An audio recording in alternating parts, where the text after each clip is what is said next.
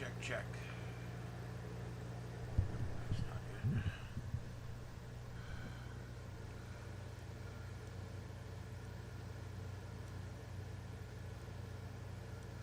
Okay, check 1 2 3. Hello, everybody.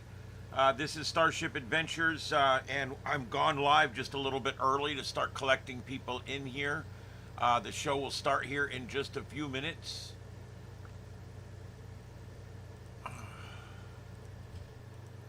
Trying to figure out what's going on here.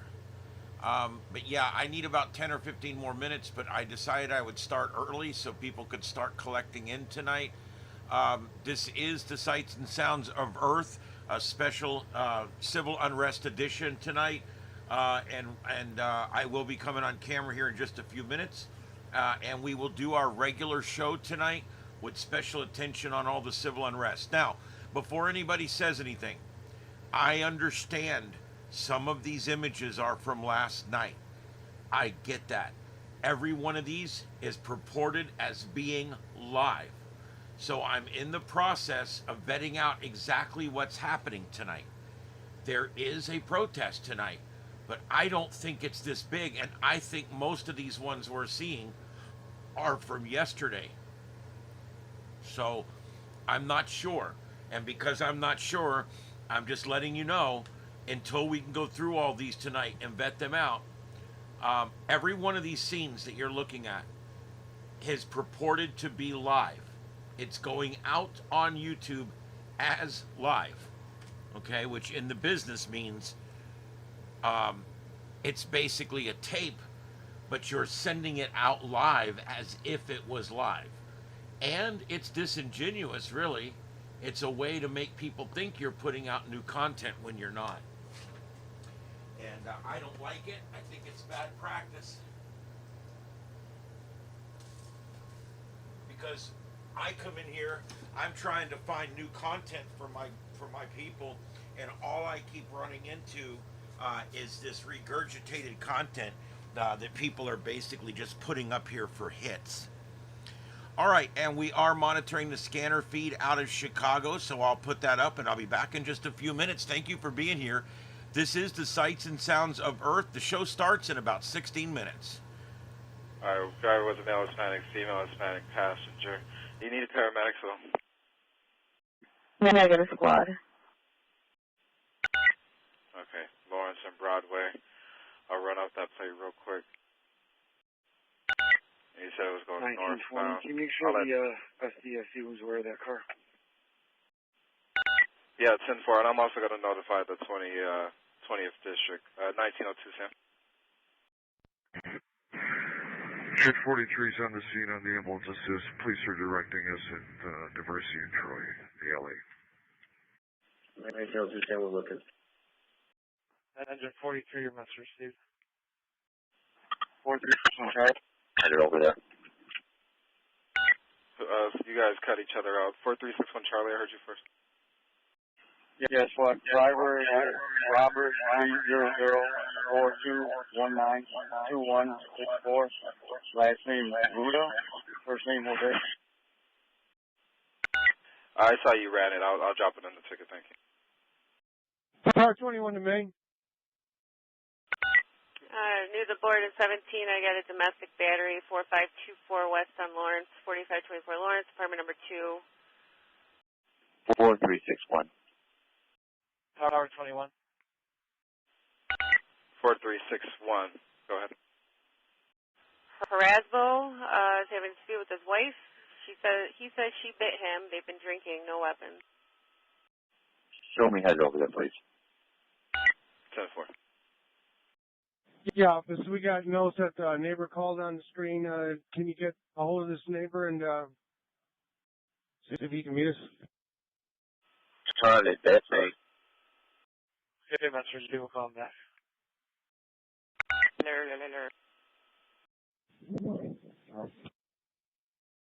And helicopter on the zone. If you can get the situation room, that license plate, keep running it for a license plate reader.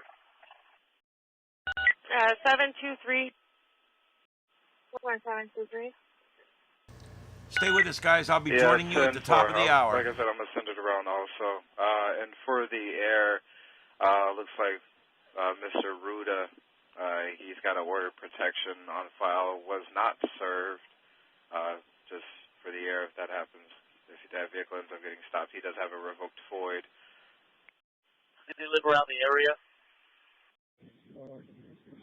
Engine 6 in Inglewood, could you send us a second ambulance for a separate incident down from the unknown, the same location? Area that I have listed under his driver's license appears to be, one second, off of Pierce 1745 West. It's over in 14. 2024, Houston 20, citywide, battery in progress, Catalpa and Broadway and Catalpa. Male callers and female blacks fighting on Broadway, heading south on the west side of the street. One's wearing a white t-shirt, blue jeans, second one's wearing dark top, blue jeans. Nothing further. 20th District, Zone 11. Officer Steve, Battalion 17, return. Battalion 17, return. 661 Charlie, go ahead. Just want to confirm your partner doesn't need paramedics. Okay.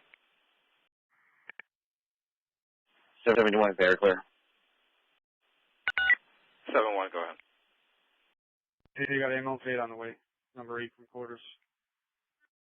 Yeah, we spoke with that individual. He was just buying things at the Home Depot. He's a customer. So 11 Paul, and can we get a personal ease, please? We'll go with 23 as well. 10-4. Please, helicopter 1. PH1, go ahead. Here. Was that 1735 Peterson? Hey, James. 622, the neighbors said they're playing loud music, 4300 block of Mason. Live band. Okay, But the vehicles... Yeah, 43 holding ambulance. Your patient left the scene. He's headed towards the blue line, going to the subway here. He's out of our range. All right, we're going to return now, too, also. Truck 28. Officer in Milwaukee, California, looking around. You got any information for us? 1910. 10. Stand by, I'll try to call him back. Yeah, that's for all units in 19. Could they please send me their activity, either PDT or text message? 10-4. Attention for my units in 19. When you get a free second, please, if you could send 1910 your activity via PDT or a text message, please. Thank you. Then 16's coming to a suspicious person, Blue Line Cumberland, male, try to steal from them, and he's scoping out others. And he has his hands in his pockets. And 4361 Charlie, you guys want an eluding number on this, right? Alright, truck 28, we're on the phone with them. You didn't find anything you're returning? 4361 Charlie, yeah. Can you make this an eluding and get the number for it? Hey, 28's in service. We can't find any. There's no cops. There's no bystanders. There's nothing. We're in service. You can hold that ammo. 1134 on Citywide 2. 1134. Hello, Squad. I'd like to order up an ED for a DOA we have over here at 3415 West Van Buren. 1941. 1941. All right, 10 minutes to show, guys. 10 minutes to show time, guys. Stay with us. I'll be right with you guys. We're doing a hosted show. I've got statistics. I've got info. We're doing all the science stuff, and we're covering all the civil unrest. Stay with us. 1134. Okay. And you say you need an ET for DOA?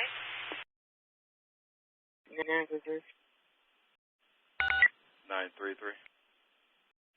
Can I get an RD for 0860? 0860 will get you John 440-996, 440-996. That number is 10989, 10989. And the detective's last name and butt?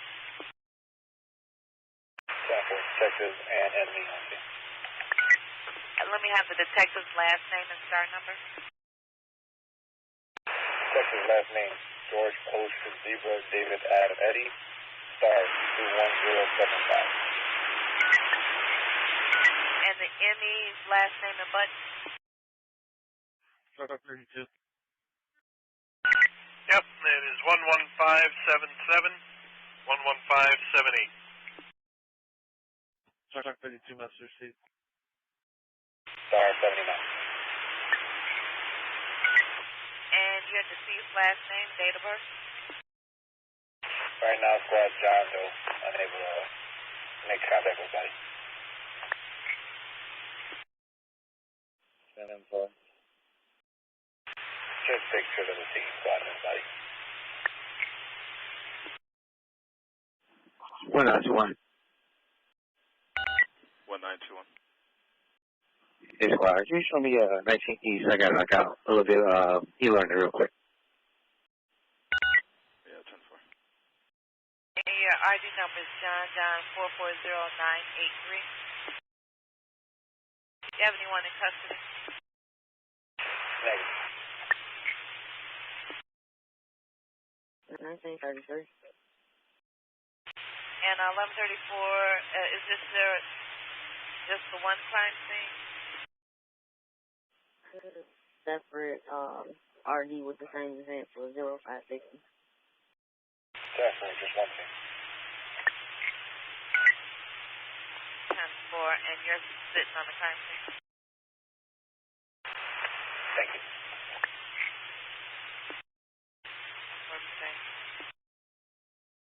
Appreciate it.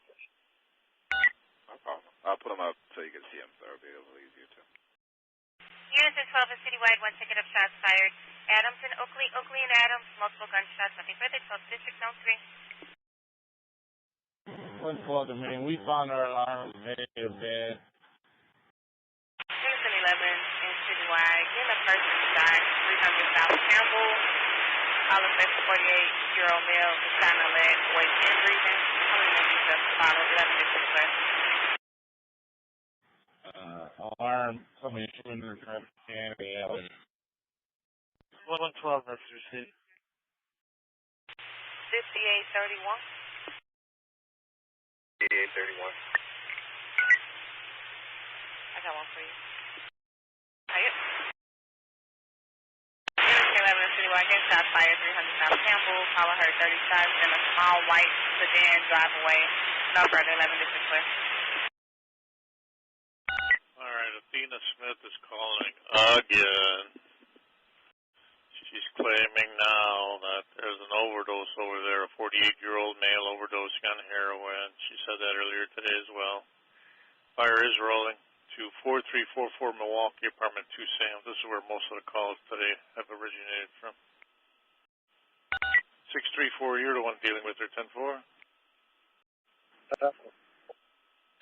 You want to take a ride and see if he's actually there and overdosing? 1702. 1702. 42 was the event number. Do you have 13 call to dusk? 1713. 111. I'm sorry. 713. 10-4. 11070. So 11070. These are 121 on scene. 10325 South Fairmont for the assist. We're facing southbound. 19 Paul. 121, okay. Got it, coded. Thank you. 1633. 1633. We have a bona fide DOA community first. It's going to be a male, 45 years of age. The hospital's called the ME's office. This will be an ME case, but it's an apparent natural. If you could give us RD for a 5084 and notify our supervisor. 10-4, Supervisor 1633. 1630, I copy. Units in 1 and citywide, we have an assault in progress turned into a prison with a knife, 407 South Dearborn at the Taco Bell. There's a male and security guard fighting. The security guard has a knife. Nothing further. Zone clear. Give me 1 second. 33. 1913. And 33 already is going to be Johnny 1010. Johnny 44 1010. John 441010. Your event is 10741 10741. 1932. 1932. We're going to be in emergency room 14 at Masonic. Tip 4, I'll change your spot. 633 squad, could you give me the beat of occurrence for 2851 North Mango? It's going to be 2514 2514. 1931. 31. Copy. Show me any learning in 19-1. 3 minutes, guys. I'll be right with you. Main Battalion 12, the 12th Battalion. Battalion 12, Goose Island Pumps. 1925. I'm going to need you to still on a high rise 6007 Sheridan, 6007 Sheridan. 6007 Sheridan for Battalion 12 from North Division. 25. Could you have me on traffic stop at Waveland and Lakewood? I'm just 10-4. Main Battalion 10, the 10th Battalion. Battalion 10, 6007 North Sheridan, what's my assignment? 11611. That's right, made it 222. 1611. 222's en route on Sheridan. Hard check, Brooks, please. 10-4. 5700. 8700. Let's receive, Chief. 19027. 122 to 7315 Indiana. Automatic alarm, nothing showing. 1.5 story ordinary. 1902, Sam. We're southbound. Yeah, that BMW just hit eastbound I-55 at Western, local lane 2. Eastbound I-55 at Western, locals lane 2. 10-4. Alrighty, and that is going to be the white over brown BMW convertible, wanted for striking CPD squad car and also eluding. Frank Robert 15460. 42 must receive. Yeah, we have an LPR hit on that BMW Frank Robert 15460, but it was from an Illinois State police car, and it doesn't give an address. It's on a highway somewhere. That's all I got. Truck 51, Englewood in service, returning for lease by ambulance 68. Number 51. Yeah, looks like there's, they're looking at it, looks like it was westbound I-55 at State. Due to the war, battery just occurred at 3317 on Harlem. Noro Malio says 2 guys hit one of the employees and stole a chain. Battalion 10 fire attack, Battalion 10 fire attack. 42. The Battalion 10 fire attack. 42. And forward fire for the 12th Battalion. Forward fire. Shows on hand waiver 2708 West Greenview. 41 and 42 are here. Alright, 42 and 41, 2708 West Greenview. Battalion 12, the office. Forward fire. We got a person asking for help over at 7550 Harlem at the White Castle. Staff says they need some sort of help. There's an elderly man named Paul Santo. Battalion 12, that's correct. Forward fire. 20, you can put me with them too. I'm over here. No problem, sir. 1611, when you clear, you want to go over to White Castle and see what's going on. We don't know what's going on. We'll try to do a call back. It's going to be domestic related. Truck 30 returning. 7-4. Okay, hello everybody and welcome. This is the Sights and Sounds of Earth right here on Starship Adventures. My name's Ian and I'm broadcasting live tonight from the Starship Studios here in North Fort Myers, Florida. And I'm broadcasting worldwide on YouTube, the largest broadcast platform ever. And let's see, we got a lot going on tonight, so we're going to get right into it. I am going to be covering the civil unrest tonight. I'm also going to be doing some of our regular stuff that we do, tropics and space weather. We're going to be going through all the normal stuff as well. But I've also got some other stuff I want to go over tonight. You know, we keep talking about Chicago. This is kind of the focal point of a lot of this. And we keep talking about how Chicago doesn't want any help with law enforcement. They don't want, that's what these protests are, 50-50. They're anti-ICE and they're also anti-federal policing.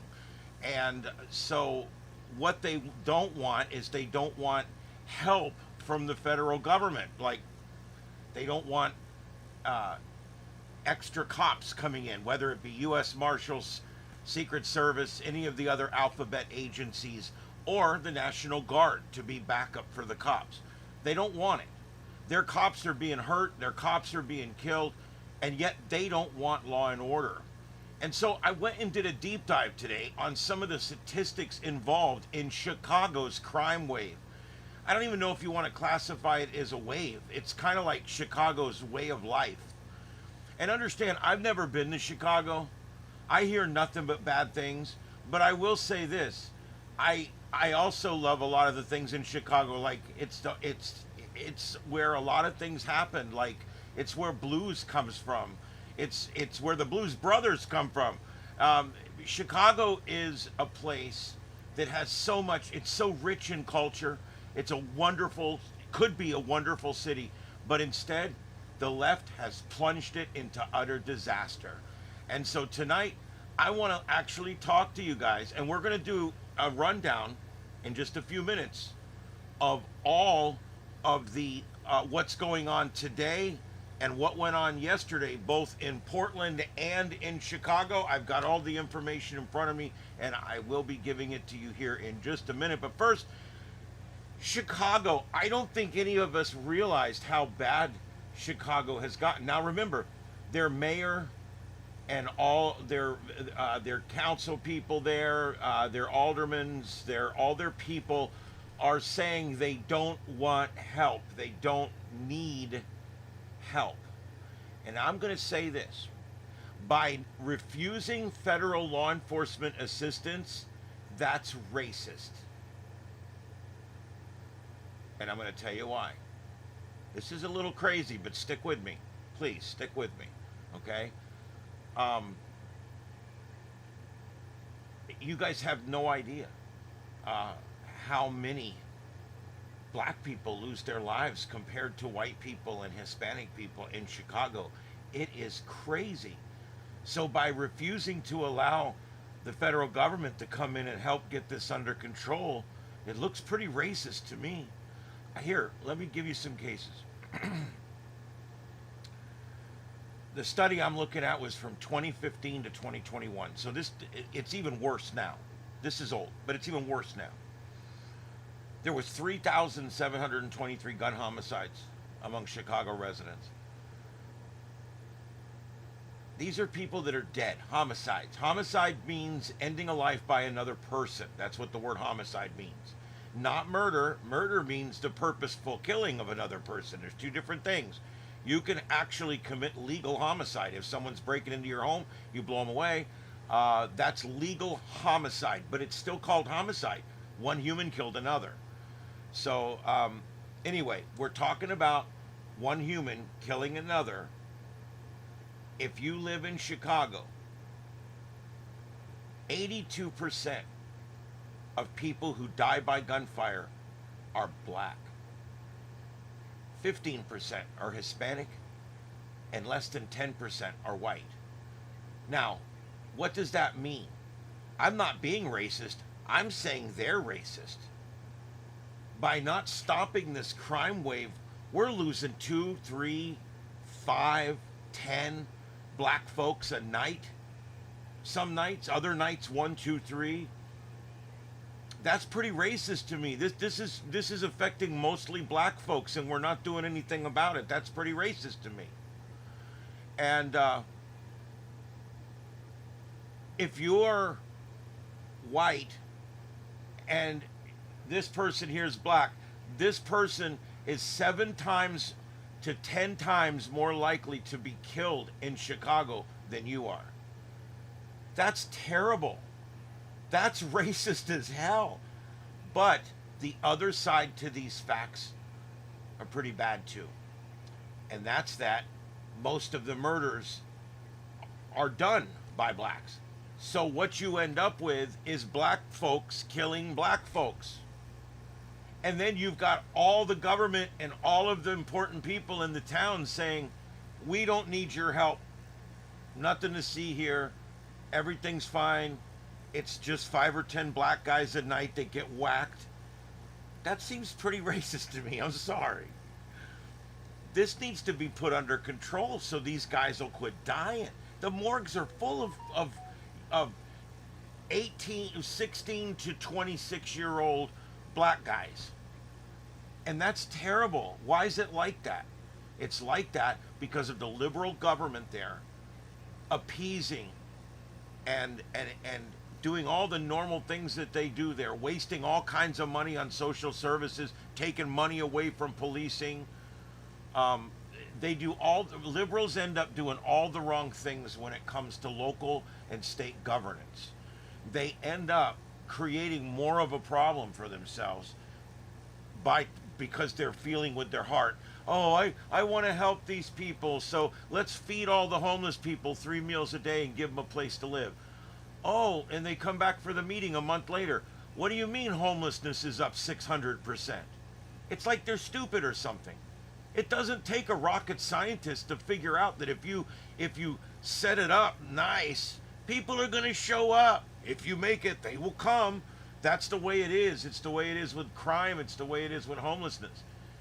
Crime runs rampant in Chicago. So a lot of people that live in smaller towns where they don't get away with nothing, they move to Chicago.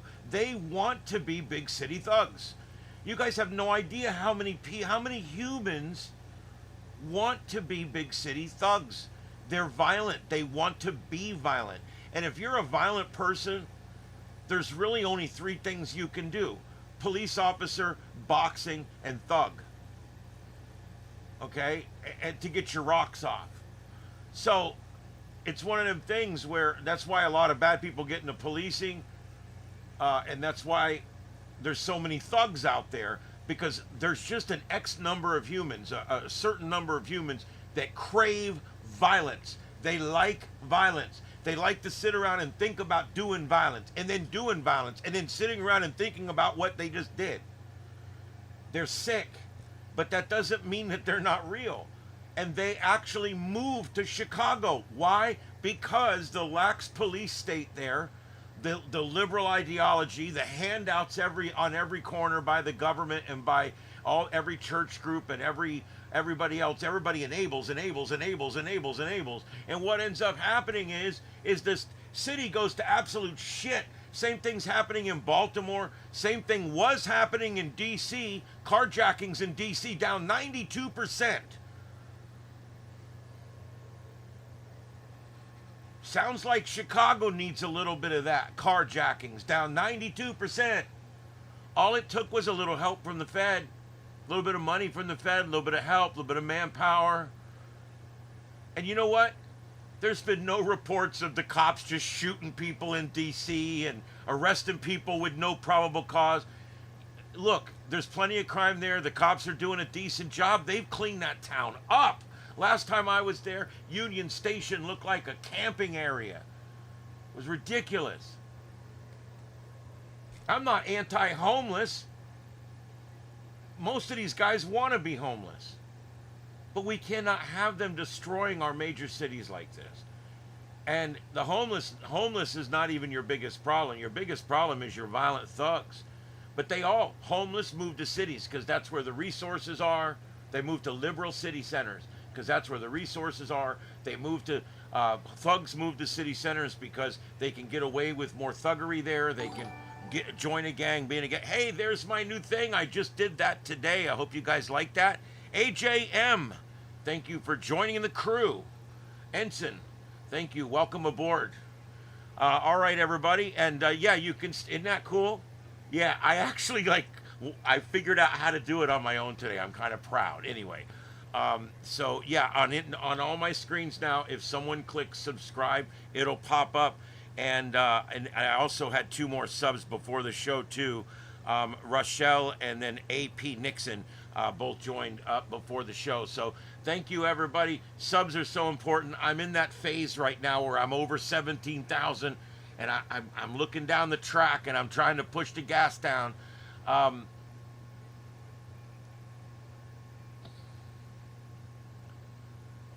Oh, MP, look, taxation and regulation will never get you out of a problem like that. That's the problem. All they do in these big cities is give out money, start organizations that give out money, and make more laws that end up entering all these people into the system. And it's a defeating process. I'm a low tax, low government. That's how I am. I'm a libertarian constitutionalist. I feel that the government is way in too much involved in our life. That goes for city, county, state, and federal. So I'm a small government person. And I hate to go and say, you know what we need? We need a law against that. You know, everybody's been saying that for years. We need a law against that. Do you know right now, if you printed out the Florida statutes, it would sit on a shelf that's 26 feet long? When I was a cop, there was only 7 books. And that was everything. That was real estate law, murder law, that was traffic law, registration law. That was everything. All of it in 7 books. And an index. We keep writing laws, and I don't think that writing laws is going to get us out of any of this. Well, the actual population of our citizenry has begun to drop. We have defeated overpopulation worries in this country, as most of the world has. Right now, Africa is the only continent that has an aggregate plus on population. Everybody else is neutral or declining. And in another 10 years, the actual Earth's population will be reducing every year. And we are actually going to be working our way to extinction by underpopulation. Remember, overpopulation and famine and all that, that was just another one of those things they like to scare you about, like global warming and climate disruption and acid rain and the hole in the ozone layer. Oh my God. It's all just a bunch of shit. They have no idea what the planet's doing, and the planet's going to do it whether our asses are driving our gas-powered cars around or not. I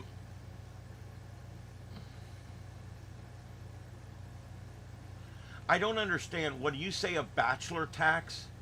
Now, understand, I'm 100% anti-tax, but are you saying people who are not married should be charged more for something? I mean, because, see, I don't even believe in the government being involved in who marries who. People are like, are you for gay marriage? And I'm like, I'm not for the government being involved in marriage.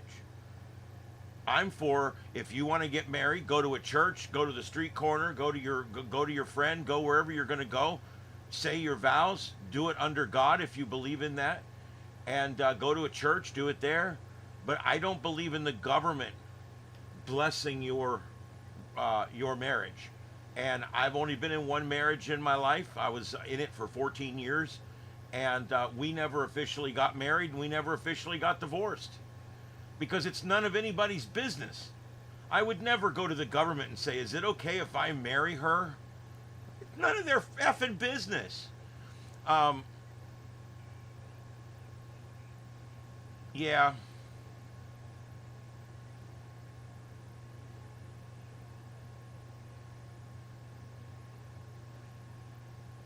I've never found that a tax empowered anybody. A tax just makes it worse.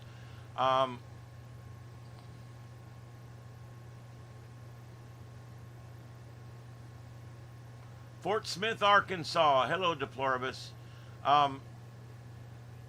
Yeah, we want less control from outside. That's the bottom line. But anyway, let's get back to this. So as we're talking about Chicago, would you guys believe 92% of people shot and killed are men? only a mere 8% are women. That's if you use the old two-gender rule. The vast majority of black victims are killed by black perpetrators. It's gang on gang crime. So I want you to think about this. If we came in and did in Chicago what we did in DC, where we solved the crimes and we put people in jail and we kept them there and we put the bail system back, because they got rid of their bail system there. That's part of the problem. Nobody's showing back up for court. If they got rid of all that and went back to regular policing, you guys realize between now and the end of the year, we could save 200 lives, and most of those are black. This is a real problem. And it's not a race thing as much as it's a race thing. I don't know how else to explain it. It's not that anybody's doing it to any other race. This is the way it is. And these black thugs, and I'm going to tell you, it ain't most black folks. I have really good friends. I work with black folks. I think the world of them. But some of the most notorious thugs in these towns are black folks. And there's some white ones too, and some Hispanic ones. There's Hispanic gangs, especially out in the western towns like LA. A lot of people won't talk about this, especially on the radio or on YouTube. They don't want to talk about this because immediately I'm going to be labeled as racist. But the truth is, we need to be able to talk about these things candidly without being labeled racist. I have nothing to defend. I've been on the radio so long, you can go back and listen to me for 14 years on the FM radio, and I'm not worried about being labeled racist because I'm called that all the time, and the people who matter know that I'm not racist. So I don't really care, but it does bug me that anytime you talk about this, there is people right now, I'm sure, in the chat room saying this guy's racist. Listen to him. Look, black guys shooting black guys. It's a fact, dude. It's a fact. What do you want me to do? 82% of dead black men that they're drawing chalk lines around, 82% of the 100 deaths are black men. And most of those will be shot by black men. I want to stop this to save the black men. But it's got to be done, and they don't want to do it. So these protests are basically anti-law and order protesting, is the way I look at it. Black residents make up 30% of Chicago's population. Now remember that number, 30% of Chicago's population. They represent almost 80% of the homicide victims. That means that you are nearly 8 or 10 times more likely to die in Chicago if you're black than if you're Hispanic or white. That's unacceptable. Hispanic residents account for 29%. Did you realize that there's just as many black folks as there is Hispanic folks in Chicago? And when you add it up, the Hispanic folks,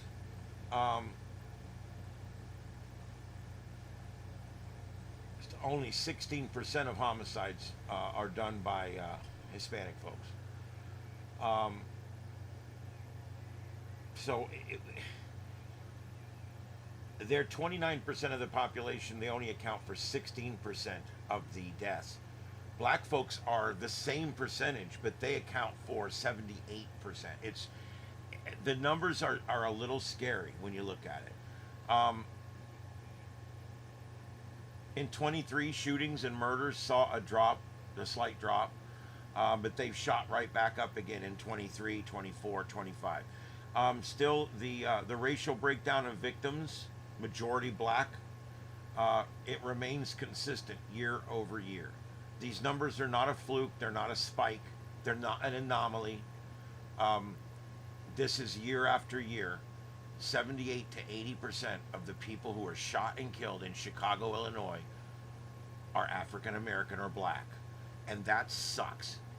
And that, why can't we fix this in a civilized society? 2025, we can't fix this. Oh, we can. That's right. They're fighting against us trying to fix it. That's right. We know how to fix it. We have the resources to fix it. We have a country willing to spend its money to fix it. But the people that live in that shithole don't want us to fix it. I guess they like all the black folks dying every night. I don't know. That's question mark, because I don't know. What's the deal? Do you like the gang shooting? Is that your answer to urban renewal? We'll just let all the gangsters shoot each other? It is mostly gang violence. It is. There's a 10 or 15% for each for each race that is domestic violence and things like that, home burglary. But for the most part, it's gang. And there's gang shootings done by all races.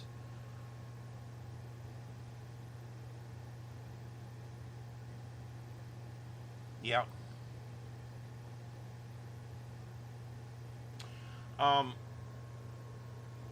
Well, if you take gang violence out, the murder rate there is just slightly higher than it is here. But that's not the point.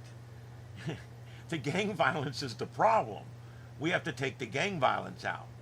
So we can't just take the statistics for the gang violence out. We have to take the gang violence out. Look, if the federal government came in there and started doing what they do and what they've done, and by the way, some of these videos are yesterday. I understand that. I worked on it right up till the last moment, trying to get what could be for sure today, and I'm not even sure how much is today. The reporting right now is that there was a small protest in Portland today, and there was one in Chicago, same areas as yesterday. However, I have no reports of injuries or arrests. So it may be mostly peaceful, and a lot of these are yesterday. I don't know, but I'm just showing you the sights and sounds of Earth. I try to get live, and you guys know when there's no protesting on. We got a lot of folks in here that we don't see every night. And I just want to remind you guys, when we do our show here, we don't just do politics, okay? I do a little politics here and there as it pertains to something we're covering, like the civil unrest. But we do a lot of science. We do a lot of radio and propagation and electronics. We do a lot of space weather, terrestrial weather, storm chasing, manhunts, pursuits. We do all that kind of stuff here. So hit the notification bell on this channel. And then when you're done with that, go over to the other channel, Starship After Dark. But don't turn the bell on over there, because that's always recycling and it will drive you nuts. Did you just hear the statistics I read? Would you like me to read them again, Tyler? I'd be glad to do it. They have 5, 10 people dying a night there. They've got businesses being burned down, cars being carjacked. Every 10 or 15 minutes, another car gets carjacked in Chicago. Why do we need the National Guard there? I think it's important to explain. I explained this the other night. A lot of you guys weren't here. The National Guard, when they go in to help, and when FBI and FDLE and all these different people go in to help, all the alphabet agencies and the Secret Service, you can't use their abbreviation. It's against the rules. When all these people come in to help like they did in D.C., okay, what happens is Chicago runs two-man cars. So what they'll do is they'll pop out the guy in the right seat and put him in another car, and then put 2 National Guard guys in with pistols. They're backup. They're just there to help you make arrests. They're there to help you with paperwork. They're there to help you with whatever. They're not police officers. They're there as a backup. They have been trained to use their weapon and when to use it. And all they do is ride along. We don't normally have any problems with this kind of setup. And then the Secret Service, the FBI, the U.S. Marshals, the CIA, whatever alphabet agencies they decide to send in, they start doing clearances where they're going to start using their resources to clear up these crimes and put these people in jail. And for instance, there's in predominantly black neighborhoods, the clearance rate, I prefer to call it the solve rate, but the solve rate for murders, for shooting murders, especially for shootings, non-murder shooting that did not kill anybody, less than 10%. 90% of people that shoot someone else and don't kill them never see justice. 90%. Down here, we solve about 75 or 80% of our murders down here. Up there, they're only solving 25% of their murders up there. So why do we need the federal government and the Guard? We need them to stretch the resources and put more cops on the street. If you've got National Guard or you've got an FBI agent or whatever riding in the car backing him up, now you can take his partner and put them in another car and put another agent with him or another National Guard guy with him. And now we've doubled the amount of resources, and it didn't cost the city of Chicago a dime. This is what I don't understand. What are we doing? The crime is out of control there. It is out of control.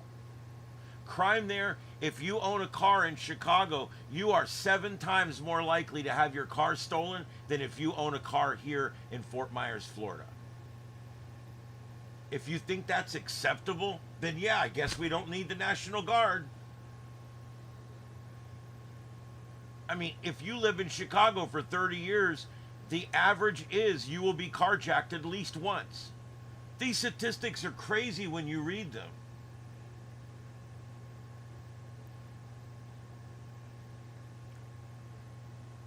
Let's see here.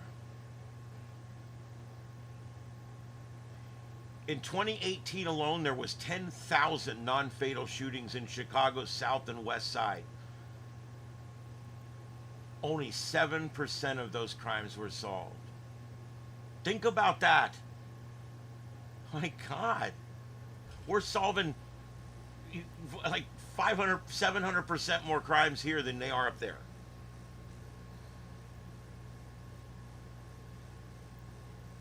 From 2015 to 2021, gun homicides rates increased 58% overall per 100,000 people. It went from 14.4 to 22.9. Despite fluctuations, the population of black victims has remained stubbornly high, above 80%. That's just nuts. 80% of the people shot and killed in Chicago are black. We need to stop this to save black people. I'm not saying that tongue in cheek. I mean it. Look what's going on. We could fix it. We did it in D.C. They were murdering people 1 or 2 a night there. That's come to a screeching halt. They're not even having murders in D.C. right now. It's kind of a thing.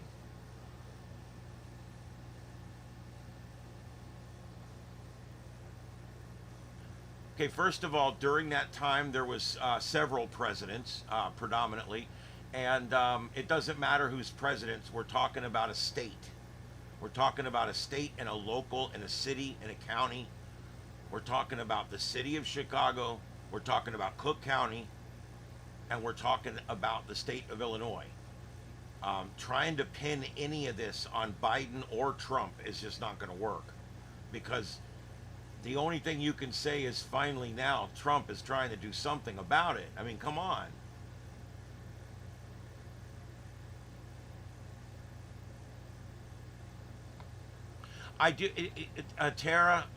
Tria, I'm not sure how to pronounce it. I'm sorry. I butcher everybody's name. There is a lot of motivations by a lot of people that would prefer to see crime continue. I mean, it could be anybody. You own a big security company in town. These murders are keeping your shit in business.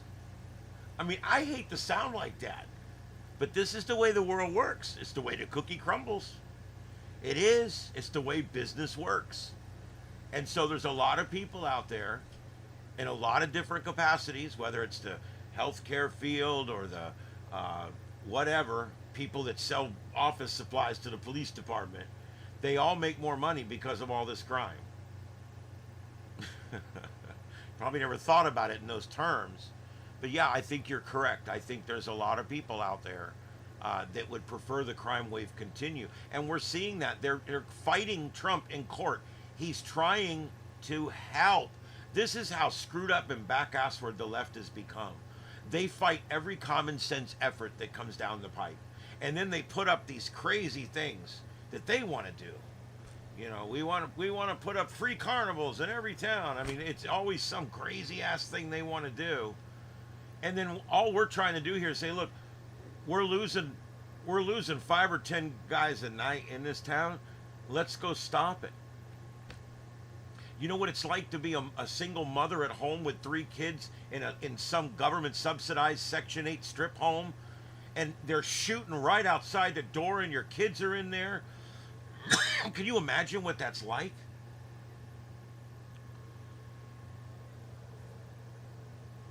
Yes, I think you're correct. It equals money, and I think that that's part of the equation here. I also think it's Trump derangement syndrome. People that hate Trump hate him vehemently, and they will literally turn away from common sense. They will literally turn and spit into the wind if that's what it takes, because they would never agree with Donald Trump on anything. Anything. That's why a lot of these leftists that wanted tariffs for the last 25 years finally got their tariffs. And now they're all acting like they never wanted tariffs. We never wanted tariffs. We've been playing sound from Nancy Stretch Pelosi and AOC, the dingbat, and all these different people. We've been playing their audio. And it's funny how the story changes over the years. These same people, they wanted to close the border 20 years ago. We've got audio of Bill Clinton, audio of Barack Obama, audio of Nancy Stretch. We've got audio of so many of these Democrats just 15, 17 years ago saying, we got to close the borders. It's not healthy for this country. And they completely flip-flopped on that. Why? Because they lost the blue collar. They lost the unions. And now that Trump's doing tariffs, they've lost the AFL-CIO too. They lost the fire unions, the police unions, the public sector unions. It's a disaster for the Democrats. And so they're trying to make it up by getting more illegals in the country and then making them legal, or at least making them count in some way. And that was the whole plan. They're backfilling. That's all it is backfilling. Paul, we're trying to figure out exactly how much unrest is going on right now. I'm unable to verify if any of this is live. Every one of these views you're watching is being broadcast as live, but that doesn't mean it's live. I'm being honest, okay? There is reports of a collection of folks before dark in Chicago, Illinois, right near where they gathered yesterday, and there was reports of people marching in Portland. However, there's been no reports of any deployment of gas or any kind of arrests or anything of that nature today. I think it's a lot more calm today. This is not only coverage of that, this is our regular show, the Sights and Sounds of Earth. So I'm doing other things besides just the civil unrest tonight, because I don't think there's a whole lot. The bottom right is current. Okay, so that would be out in, looking at the sun angle, that would have to be out in Oregon.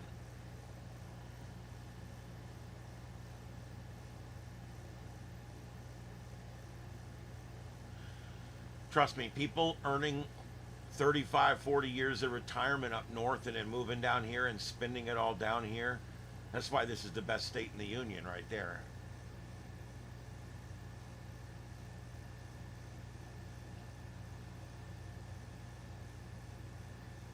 Yeah, drugs are drugs. I don't think they have much to do with the extreme left and their civil unrest. Yeah, I think, Junior, I think you're right. I think it's pretty quiet. That's like I said, I'm going to do a regular show. I'm actually going to switch screens in a minute so we can do tropics. We're going to do space weather. We're going to do all of that. I'm going to get to it. Well, I did a lot of public safety stuff. I was a sworn deputy sheriff for 8 years. I did a lot of things. I started out when I was in high school dispatching. I was in the Explorers, and they would let us come down and sit with the dispatchers. And I sat there and learned how to dispatch, and they put me on the radio one night, and I started dispatching, and they actually hired me. I was 17 years old dispatching for the sheriff's department. And at that point, I had already started hanging out at the fire department and was volunteering there. And less than a year later, the fire department hired me and put me through fire school. I was very eager. I was a sponge. I learned everything in an instant. I was actually a pretty good dispatcher too. And I ended up dispatching for ambulance and fire later on, on a part-time basis.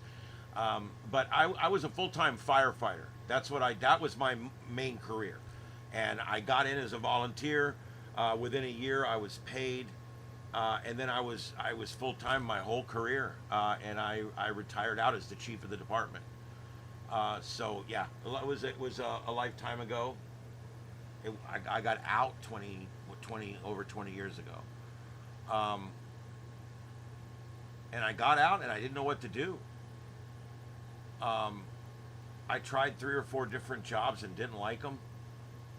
And people that I knew offered me jobs right off the bat. Driving a wrecker, driving a cab, driving a scan car for a repo company. I mean, I've done all these kind of crazy jobs. I didn't like any of them.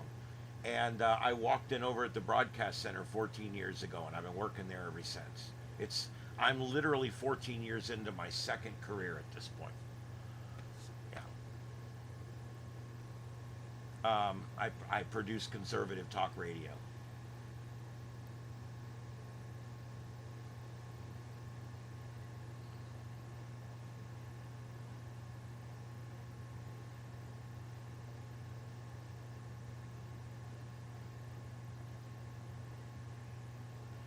Tyler, why are you being an asshole, dude? Are you one of our trolls and you just changed your name? Why are you being an asshole? If you knew anything about me, you would know that I've never been a drinker. I can't tolerate it. I've got a thing with my stomach. I can't drink. So, keep throwing stuff on the wall and see if it'll stick there. And look, anybody that believes that marriage lasts forever, it doesn't. And just because people aren't together anymore doesn't mean they hate each other. It doesn't mean anything. My ex-wife and I are still best friends. We still talk almost daily. We still do stuff together on occasion. So, you're assuming a lot there, bucko. But I shouldn't even have to explain it to you because you're just a piece of shit troll.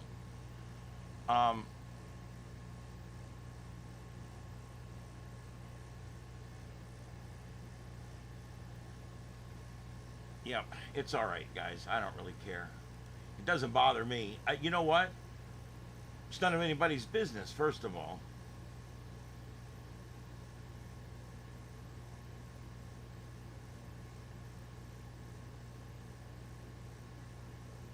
I love when 23-year-old trolls give you a hard time because your 14-year marriage, you guys decided to go live in different towns and you still talk. I mean, it is what it is, dude. If you haven't lived it, then you don't know. You don't know what it's like. People grow together, they grow apart.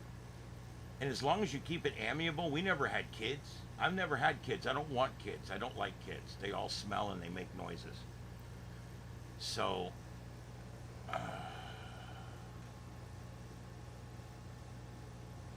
yeah. Yeah, I have an impressive resume, and I'm sure he doesn't. That's the difference.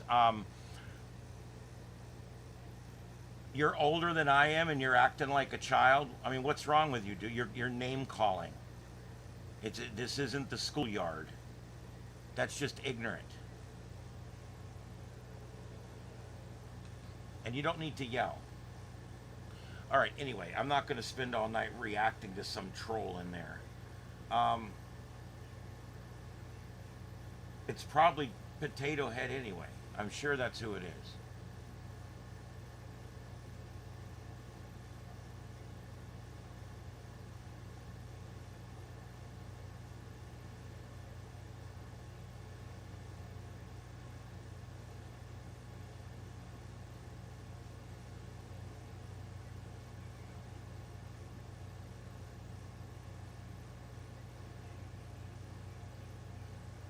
Artificial divide. I don't know what you even mean by artificial divide. There's an ideological and an ethical divide, and it's getting down to good versus evil. I mean, you pretty much have you have half the country that wants to make America great and make America first, and you got half the country that wants to do every crazy, outlandish, stupid, every kind of handout, every kind of ignorant thing you could ever want to do, all wrapped up in one party. And that's just how I look at it. And I'm starting to believe, after what happened to Charlie Kirk, I actually have changed my opinion on something. And I'm starting to see that the struggle we're having in this country right now, that's coming to a head, we stopped this liberal scourge. It's been stopped. But it will come back again, and just like anything, it will surge back to life, and it will have to be stomped down again. And you know what's funny? The two gay people that I talk to on a daily basis at work, they're both happy it's over. They're so sick of it. That's another thing. People that all assume that all black people and all gay people and all lesbians and all transsexuals and all two-spirited beings and all Hispanic people, everybody thinks they all are Democrats and they all think the same way. And you are wrong. Times have changed. The tides are changing right now. Democrat Party, according to Quinnipiac, is at a 39% approval rating, 39 point something percent. That's the lowest approval rating since they've been keeping the numbers. So it is what it is. Heath, we're going to space weather, man. I know some of my guys don't like me talking all the politics, but sometimes when you get the ignorant left in here, you just have to say something.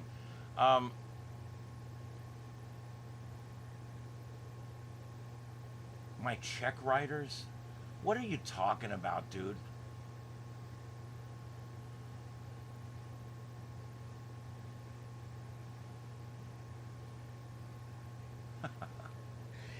Oh my God, you've got a very complicated look at the world, my friend, but that's okay. I mean, if that's the way you want to do it. You're one of those, both sides is evil and they all suck. And you're the guy that goes to a football game, you don't root for either team and you always leave a loser. That's the way it is, man. Sorry, you have to pick a side. Your side's not going to be perfect. I think you're a leftist. You act like a leftist. You talk like a leftist. You throw rocks and call names like a leftist. So I think you're a leftist acting like one of these, both sides is corrupt. They come in here all the time doing this shit, and I don't believe it for a minute.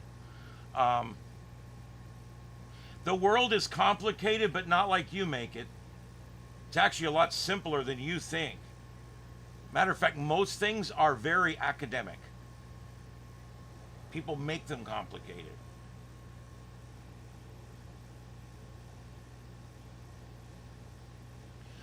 Yes. When politicians like the Democrats are trying to destroy this country, yes. Yeah, it is. It's even more important than a sports game. Absolutely. I campaign for people. I worked on campaigns. I do all kinds of stuff. It's very important to me that the right people get in office.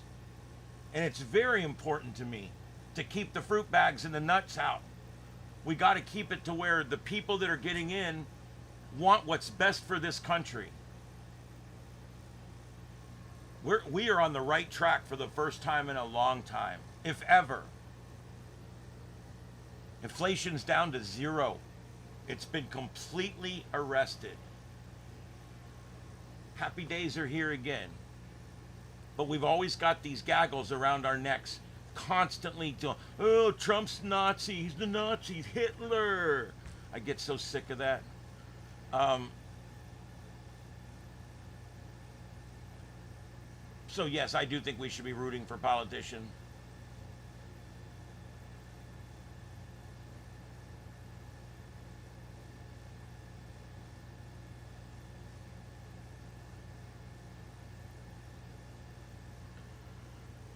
Well, I thank you, I guess, whatever. Look, I'm going to stop reading your comments because I need to move on with my show. This is not a troll reaction show. This is actually a news product, and I want to make sure that we're doing the right thing by all my other viewers out there, the people who are writing my checks. Somehow, I don't get super chats. I don't ask for super chats. I don't want super chats. All I want is a strong channel so that I can make the money on the advertising. That's it. Jones Mom 1, thank you very much for joining. You guys like my new graphic? I think it's really cool. Thank you for joining the crew and welcome aboard the Starship.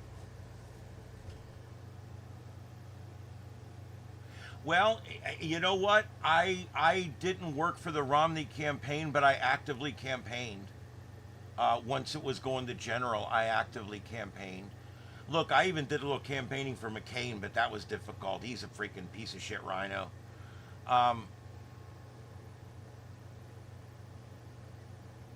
Yeah.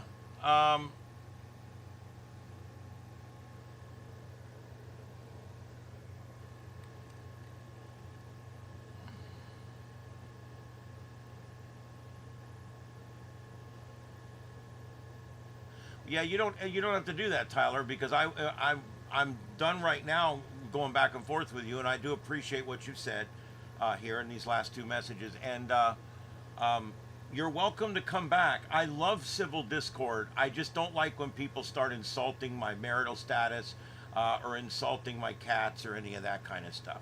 Um,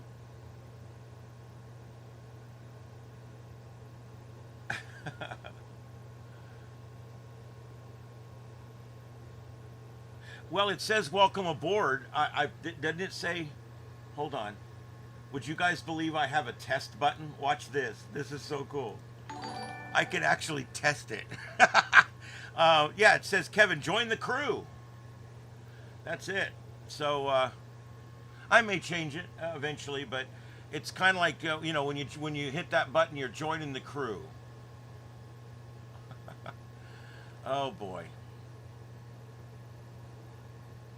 Oh, looks like we switched names. All right. Yes, I do have cats. I love cats. I have lots of cats. I rescue cats. I rescue mamas and their babies. I readopt them out, get them fixed. I do all kinds of stuff like that. I'm responsible for probably 40 cat adoptions in the last 20 years, 10, 15 years. And I take in kittens that are still on the bottle, whatever. Most people won't take in ones like that, but I will because I have the facility. I take care of them. And then I usually always can get them adopted out. I have kept a few. I've got Littles and Teddy in there, and those are ones we ended up keeping. But for the most part, I got cats here. Carlotta's got cats here. They're all rescues, 100% rescues.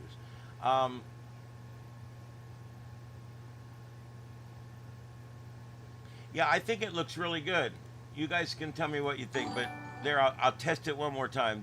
That's I think it looks pretty cool. Obviously, the bridge of the Constitution class starship from the original series, and I put my logo on the view screen. I thought that was kind of clever. Anyway, I thought that would be. It wasn't working last night, and what I realized was I never set that back up once I moved over to OBS.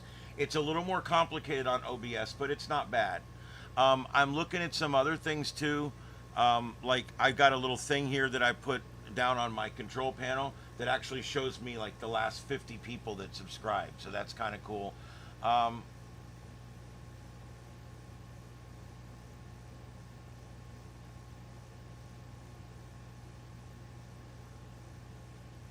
Yeah.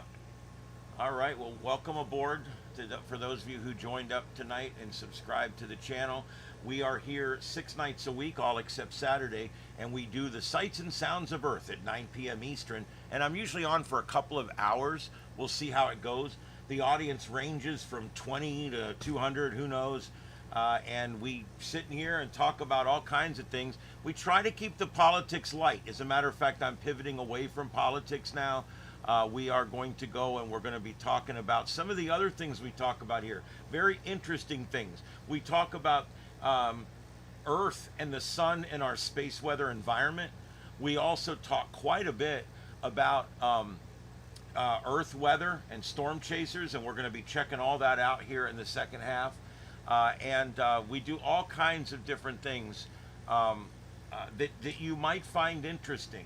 We also, if you've ever been interested in radio or ham radio or anything like that, we do stuff with that here as well, and we'll impart any information that you need as far as building antennas or radios, and we do electronics. We do all kinds of stuff in here, okay? So don't think it's all politics. As a matter of fact, I want to get further away from the politics again. I really don't like coming in and just arguing with trolls in the chat room all night. Yeah, and the latest news coming out of Chicago now is the Chicago police, it's now been reported, and they've now admitted that they ordered their officers to not assist the ICE agents that were being attacked. And that's serious. Someone needs to go to jail for that. When one agency asks for help from another agency, I don't know what happens. You know why? I don't think it happens. This is like the first time. I can't. You know in the movies when the guy pulls up and he's like, I'm a sergeant with LAPD, and the guy pulls up and he goes, I'm LA County, I'm over you. And then the FBI guy pulls up and he goes, I'm FBI, y'all scram, I'm over both of y'all. It ain't really like that.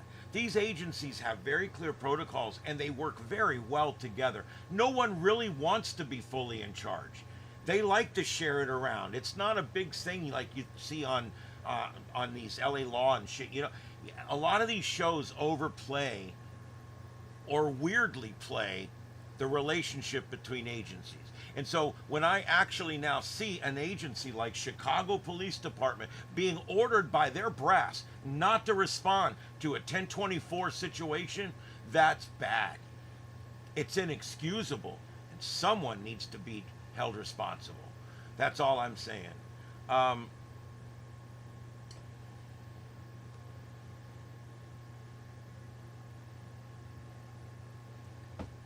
I will say it pleases me this evening to be able to see a picture of Greta Thunberg in an orange jumpsuit.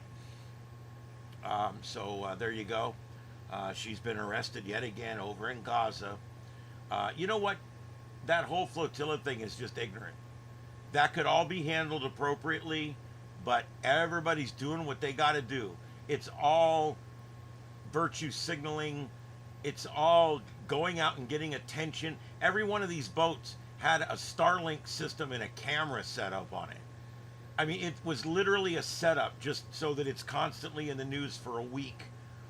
That we're trying to get help into the people of Gaza. Whatever. Look, there's so much help going into Gaza right now. It's crazy. The problem is the terrorists keep taking it or preventing it or blockading it. It's all kinds of issues. And it's, again, way too simple to just say, let them all land their boats there. Doesn't work that way. The place is under martial law. You cannot pull into a sovereign country that's not yours, that's under that's under martial law, and set anchor. You're not allowed to do that. And so this whole thing was a setup just so we have pictures of that crank in a orange jumpsuit. So there you go.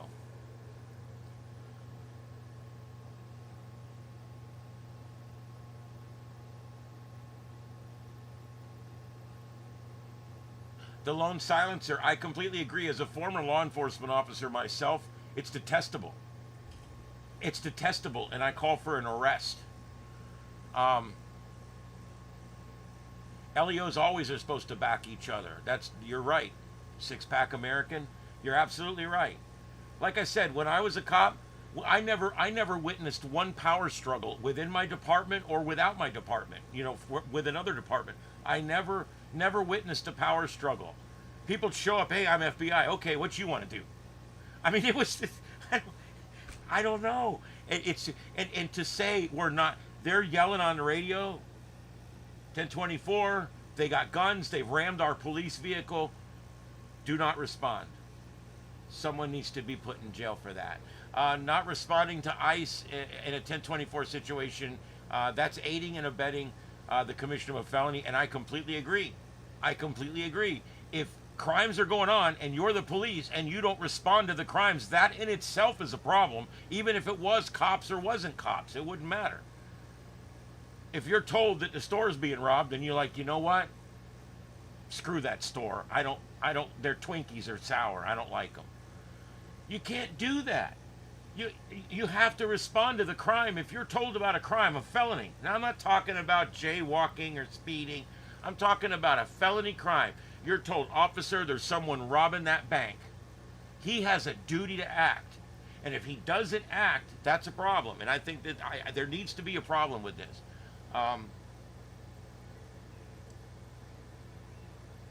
Yeah, I think there's gonna be ICE guys getting hurt, and I'm really worried about that. Have you guys noticed ICE is advertising everywhere? They're advertising on broadcast TV, on my radio station. They're all over YouTube. I've seen it probably 10 times on YouTube. I skip, but they're hiring ICE agents because they need a bunch more because they're a lot busier now, and they're going to be very busy for a very long time. It's going to take 10 years to get all these people out. And over here, you've got guys quitting, guys getting hurt, guys taking early retirements because of the way they're being treated. That exacerbates the problem of already needing more people. So, yeah, there you go.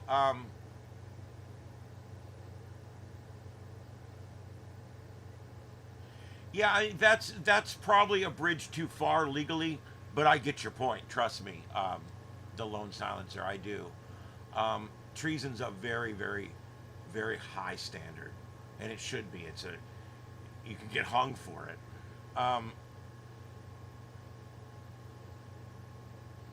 Yeah, 50,000 sign-on bonus. They're giving away a lot of money.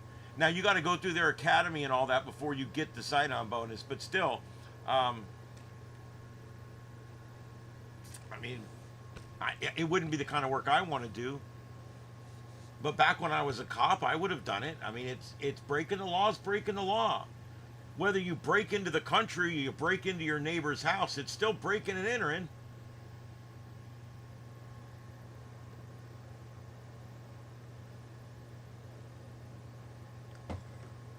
All right. Great crowd tonight. Thank you, everybody, for being here. Let's do a quick reset right now. Hello, everybody. My name is Ian, and I'm broadcasting live tonight from North Fort Myers from my personal studio, Starship Studios.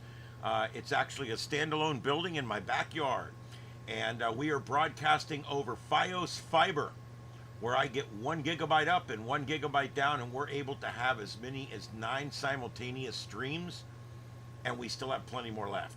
And we're broadcasting on YouTube worldwide on the largest broadcast platform in the world. And I do want to welcome everybody tonight. Thank you for hitting that subscribe button. And please, on this channel, hit the notification bell. And then go over to Starship After Dark, our backup channel, and take a look over there. We've got all kinds of streams that you can check out over there.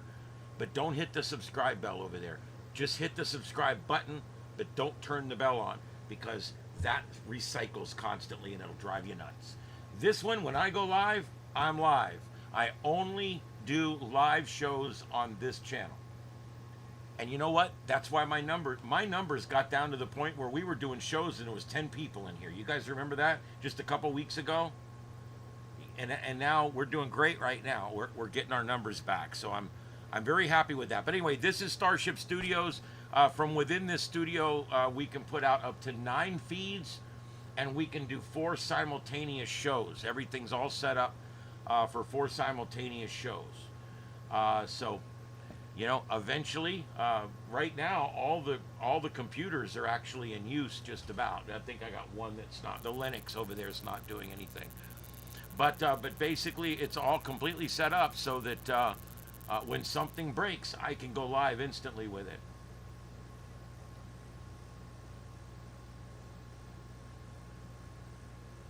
Yep, I started this 5 years ago. I've always had like a console set up wherever I lived. I'm a way back computer guy. I started on Commodore 64 in 1985. I got my first Commodore 64 and my disk drive and my tape drive and my dot matrix printer, and I used to display it on my mom's little Sony TV. And you know what? That's where I started, and I've always had a computer workstation, no matter where I've lived, all through my life. I've owned a couple houses, and I've always had a room dedicated to something like this. And then when I moved in here, we didn't necessarily have a room that was quite big enough, except the living room, and we obviously didn't want to put this in the living room. So we literally bought a shell of a building, and we had that building put in the backyard, and I had it extra anchored down with extra hurricane stuff, and then I strap it down with big 5,000-pound straps for when hurricanes come, and it does really good. And so this is a 12 by 16 building, and the entire inside is nothing but studio, other than my refrigerator. I got a little black fridge in here, but it works out well because you could literally go live behind me, go live over here, and you go live over there on the Linux machine. And I got cameras and mics for each one. And but I mostly use all the computers in here for for putting out streams. We put out city scanner streams. I got LA stream up, and you can actually see the calls coming in on the screen. It's pretty cool. I pay for that service so I can show it to you guys. We're using a thing called QCast that actually all of our scanner feeds actually record the scanner and then play it back in an orderly fashion and take all the silence out. So all you hear is transmission, transmission, transmission, transmission. It's pretty cool. And it's a great way to listen to the scanner. I used to do it with multiple channels and multiple ears, and people were like going on suicide watch and shit. And so I decided we got to find a better way. So Jake and I built a program called QCast, and we're eventually going to be releasing it to you guys.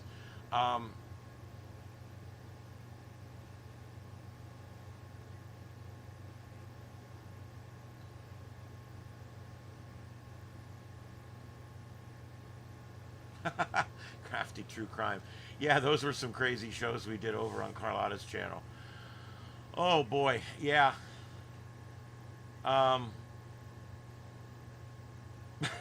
Those were crazy shows, dude. They were just nuts.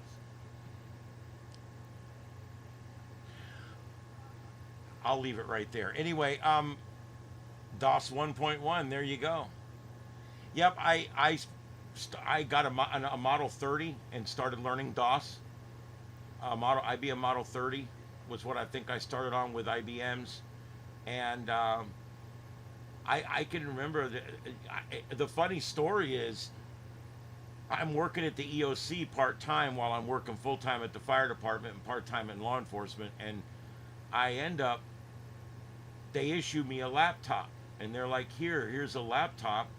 Here's a phone number you can dial into the EOC.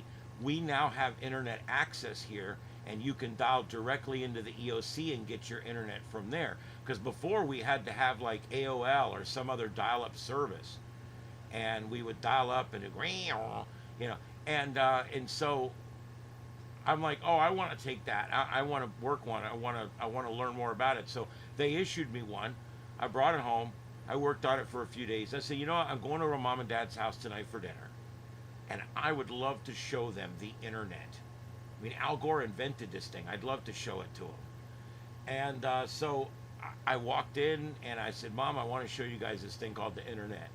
And I sat it down, and I took their big phone off the wall and I plugged it into the jack. And I dialed into the EOC, and we went online, and you know what we looked at? I said, Mom, what do you want to look at? She goes, I want to see cabins in the mountain. Now, I'm going to tell you something now you're probably going to have a hard time believing. The picture of the cabin came up. 2 different cabins on the same street. Little A-frames. They were both about 30 grand.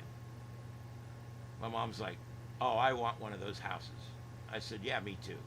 She goes, no, I don't think you get it. I want one of those houses. And I'm like, really? I said, we'll drive up there and look at them. And she's like, because we were not a spontaneous family. We didn't just do things like this. So my dad couldn't get off work. So my mom and my grandmother and I drove up to Blairsville, Georgia. And we looked at this cabin. It was the first thing she saw on the internet. And we bought it. We still own it today, 35 years later. I'm gonna die in it. I've already got that planned out.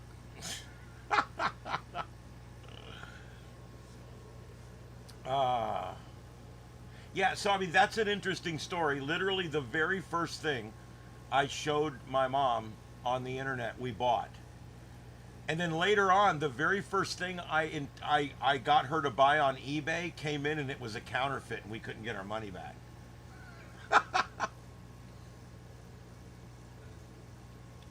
It's taken me forever to get her to use Amazon.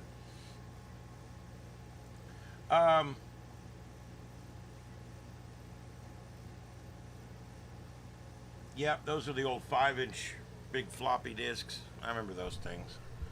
All right, let's see what we got here. Let's go ahead and get on to the next here. All right, I'm going to go ahead and switch over to the main show page here. And let's go from there.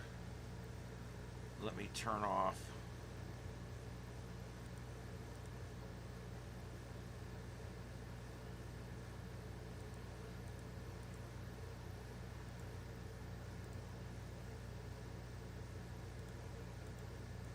Okay, there we go.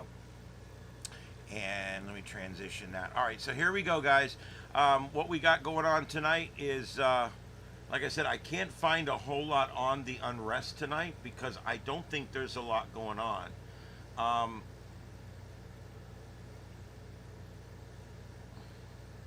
We know about the Border Patrol that shot the woman that was armed, that she was one of the people that rammed the vehicle. The feds have intensified their tactics. They're using helicopters and chemical agents. You know, it really upsets me. They'll come and say, now look how aggressive they're being. It's like, you're attacking them. What do you expect them to do? You're ramming their vehicles. You're throwing things at their vehicles. You're pulling guns on them, for Christ's sake. What do you think they're not going to get more aggressive? Let's just use a little common sense here, people. Just a little common sense. You know that's going to happen, and the more you throw rocks at the police, the more they're going to fire tear gas back at you. That's the way it works. It's written that way in the Bible somewhere. I don't know. That's the way it is. If you challenge them, they're going to become more aggressive. So don't challenge them, and then when they become more aggressive, go and tell the media, look how aggressive they're being. It's terrible. Yes, I've seen 8-inch floppies. I never had anything that took an 8-inch, but they were big. They looked identical to the 5, if I remember correctly, where, you know, the 3 1/4 is very different. But the 5 and the 8, I think, and they actually, I've seen a 12, I think, or a 10. There's a real big one of those, too. And it's amazing that big, even the 5-inch disc, it held just, what was it, 512K or something? It was just nothing compared to media today. A little thumb drive today will hold 500,000 times more data than that disc did back then. I've seen those new Commodore Retro 64s. They're got the clear box and the lights. I want one so bad. I don't know what I'm going to do with it.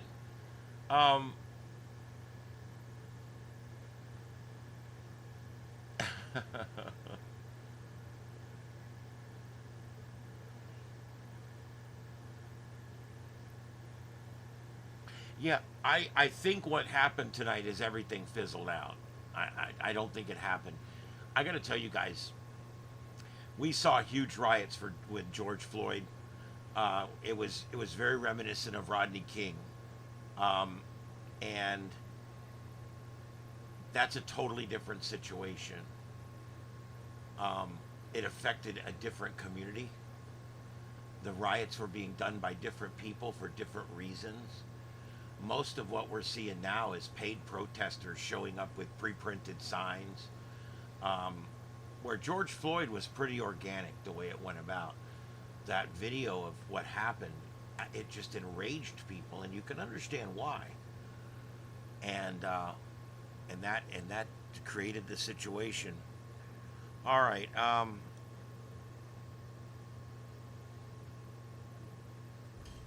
All right, let me find this here. Left screen, there we go. All right, and let me go over here and get this up. All right, so let's go ahead and take a look at what we're at. I think, guys, believe it or not, I think we've got another curving out to sea deal going on here. Look at this here. This is the tropical update here on the Sights and Sounds of Earth. Thank you for joining us, everybody. My name's Ian, and we are live in Southwest Florida, broadcasting worldwide. And we're going to be transitioning now over to do some tropics. We do the tropics almost every night when there's something going on. Yeah, I still play Command and Conquer General Zero Hour from the mid-90s. 30-year-old game. Still play it, still love it. Still finding new mods, still finding new maps. Learned how to code it myself. Love it. Love it. All right, so here we go. This is our area of disturbed weather that we're watching coming across the intertropical convergence zone down there. And it's staying down there just south of 10 North. And as it comes left, they're now saying it's going to curve up and go out. And it's probably not going to threaten the United States. Guys, I love hurricanes. I hate seeing people get hit by them. So I'm always torn. I feel like I've been let down this year. There's been no good hurricanes. And then part of me feels like, thank God there's been no hurricanes this year. It's one of those kind of things. Part of me loves them and part of me hates them. But if this keeps up like it's going right now, we're not going to have a hurricane season. It's going to be over. And there will not be any more threats to the continental United States. Bermuda's had some close calls. There's been some tropical storm stuff going on with the Bahamas and different things, but really nobody has seen any big storms this year.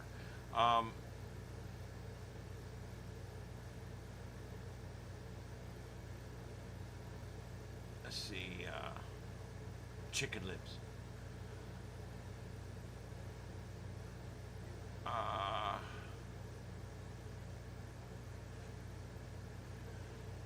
Yeah, I love the old computer stuff. I just don't know what I would do with it. I've got a TRS-80 that I found out I garbage picked it, which I don't normally do a lot of, but I'm not above it. I've gotten a couple good office chairs that way recently. Actually, yeah, that one over there, side of the road, great chair. Anyway, I've got a TRS-80, a Radio Shack Trash 80, out in my shed. But it's in pretty bad shape. It's in pretty bad shape. I learned in school, in middle school, on the TRS-80 while I had a Commodore 64 at home. Yeah, so there we go. That's what we got there. Let's take a look over here. As you guys know, always I use Mike's weather page, and you should too. I'm going to put the link in here for everybody. This is Mike's weather page, and it says Spaghetti Models, and he has a great page. Let's go over to Tropical Tidbits, and let's take a look at this thing. Here's the actual imagery of it right now. This is infrared imagery. Let me slide this over. Yeah, this is satellite imagery of the thing. And you can see, still very disorganized, but I think it is going to get itself together. And let's go back to Tropical Tidbits. And here we go. There you go. We've got most of the long-range models now are calling for it to turn north. So that means that Bermuda High is going to weaken out again. And this is going to turn. I loved Circuit City for a while. I missed the smell of Radio Shack. Let me tell you, we got 2 of them left here. We actually have 2 branded Radio Shack stores. They pay for the name every year. Radio Shack still exists, and all they do is franchise a name. That's all they do. And we've got 2 of them left here. I go in them every now and then just to smell them, and it still smells like a Radio Shack in there. You guys know Radio Shack started as Ham Radio Shack. That's where the name comes from, and they dropped the ham part trying to seek a larger audience, a larger customer base.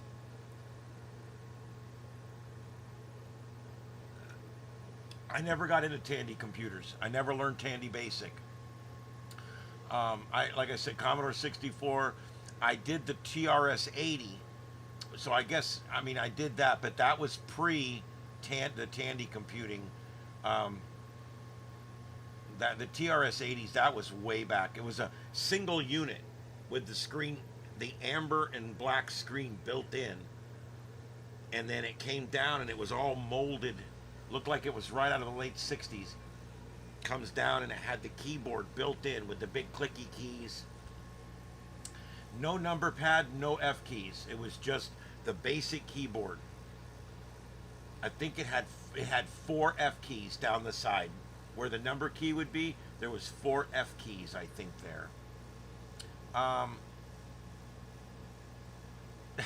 Yeah, there is. There's nothing like a Tandy. All right, so anyway, let's go look here. All these models are all showing a hard turn, and they've been pretty good about calling this. So I don't think this one's going to be anything to worry about. It is going to strengthen into a hurricane, possibly even a major hurricane, but I don't think it's going to be that bad. I really don't. I just don't see it. So very, very interesting how this year is coming out. Let's go ahead and let's run the Atlantic Basin here and see what it looks like.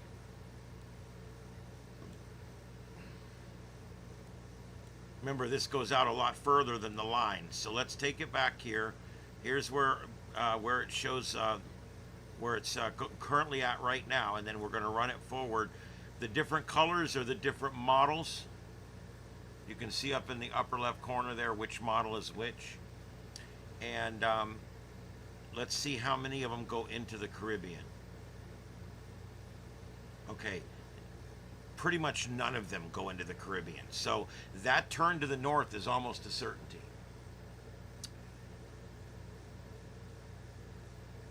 Yep, that turn to the north is almost a certainty, guys. It is.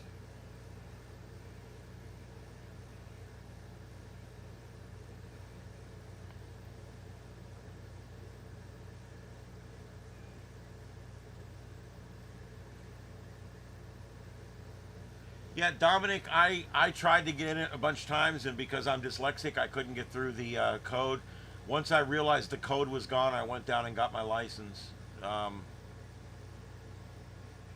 What made me look it up when I looked it up was my stepson comes over with a Baofeng radio and shows it to me. He said, I bought this for $20. I'm like, it's a UHF-V, does it work? I mean, if $20? I mean, the blister pack ones at Walmart are $25 a pair. And he says, yeah, and you can program it, and it comes with a cable, and I'm like, and I went down that next week and took my test, and then a couple weeks later, a month or two later, I got my general, and I was off to the races. Deploribus, I wouldn't waste your money on that. I mean, they're not doing anything. This whole Windows 10 thing is a scam. Let me tell you something. Windows 10 will be fine. I ran Windows XP for 4 years after it went out of service. And I was running Windows 7 on machines afterwards. I'm going to tell you guys where the problem comes in. If you do the dark webs, or you surf the open internet for pornography, or you go out and black market download stuff, or you do BitTorrents, or you do any of these things that are dangerous online, you probably should have an updated version of Windows, and you probably should be running a good virus checker. However, for the rest of us, like me, I don't do any of those things. I can get everything I need without going to any of those spaces, okay?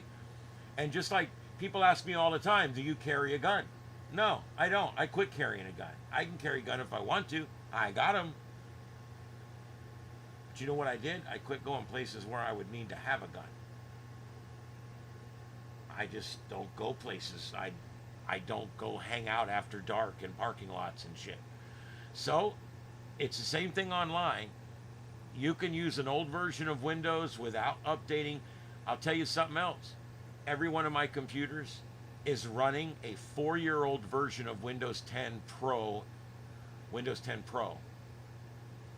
And they're all update disabled. I have gone into the registry on each computer and completely downloaded Windows' ability to update it. And then I also downloaded, I also used Microsoft Firewall to firewall Microsoft, which is always a bit of irony for me. And I made sure that my computers, none of these 8 Windows machines that I have, one of them's a Linux, the rest are Windows. They're all Windows 10 Pro. They're all running a 4-year-old version of Windows 10 Pro, and they do not update. The whole needing updates, oh my God, we need updates. It's overhyped and overrated. And I just, now, if you live a risky life online, and some people do, then maybe it's a good idea to go ahead and buy that. Maybe it's a good idea to go ahead and go up to 11. But for the rest of us, for people like me that just literally hammer out on normal everyday stuff like I do, and I don't do any kind of crazy stuff online. And besides, if I do decide that I want to go somewhere that might be dangerous, I have virtual machines set up within my computer. I can go into a Windows XP or a Windows 7 or a Windows 10. I even have a Windows 11 virtual machine that will run inside my Windows 10. And when you do that, you can actually have a version of your software that you can run, and it's literally like a computer within a computer, and there's no way for it to get out of it. It's like in a box. And so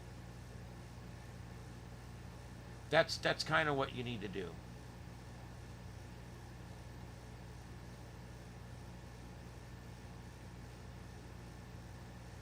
Ranger, yes.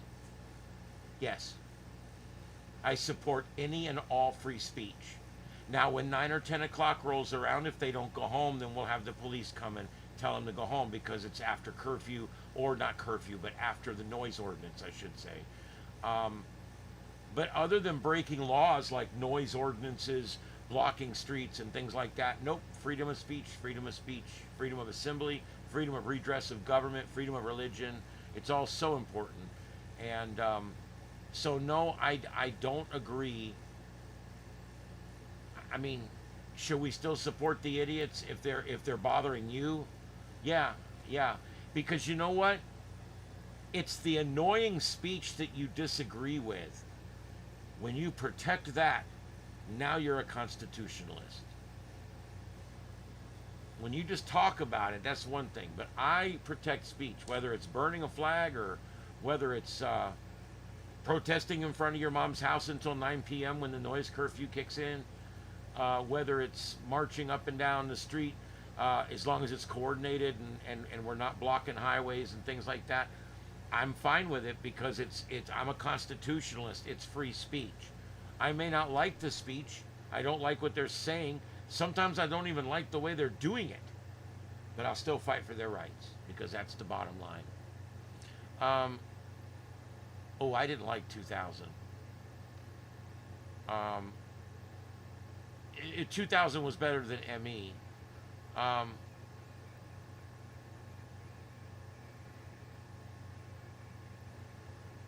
Yeah, my favorites over time was 311 for work groups. That was the first Windows that really worked well.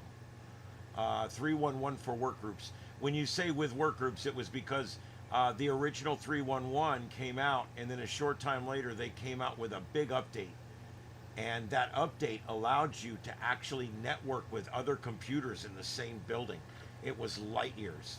And of course, the neat thing was it was Windows and you never could get it to work, but it supposedly did it somehow. And then 95 was a disaster. 98 was pretty good. And then we didn't see a good Windows until XP, in my opinion. XP was the best, most stable version of Windows I've probably ever used. It was really, really good. And then, 7 was okay, 8 was a disaster. 10 is a really good version of Windows. I like 10. Yeah, 95 was bad, but once you upgraded to 98, life was good because 98 was basically 95 that had been fixed.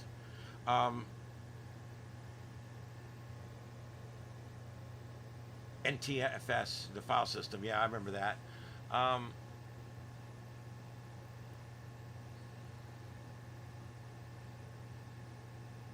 Now, 8 was a huge flop. It was a disgusting mess. Even after they came back and put the start button back, it was a troublesome mess. Yeah. Okay, so that's it. We've watched the hurricanes go by a number of times here. Let's take a look. The next launch schedule looks like October 6th coming up. Tomorrow we've got Falcon 9 launching from Cape Canaveral. That's going to be an 11:10 p.m. launch. We might still be on when that goes up. If you guys remind me, we'll check that out. Also, another one on the 7th from California, from Vandenberg, and then another one from Kennedy in Florida on the 9th, and then another one in China on the 9th as well. So, this is crazy. When I was a kid, they would launch something like twice a year. Now they're launching 2 a day. I want you to think about this. It's crazy. We went from 2 a year to 2 a day in my lifetime.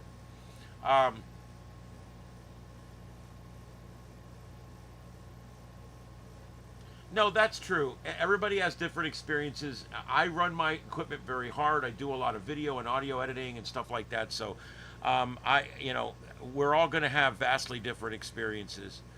There's no wrong experience. All right, so here we go. Seismic.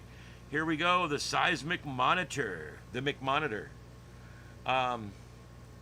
There we go. Man, look at this. We are still rocking and rolling. If you lived up here, it'd be like putting a quarter in a vibrating bed.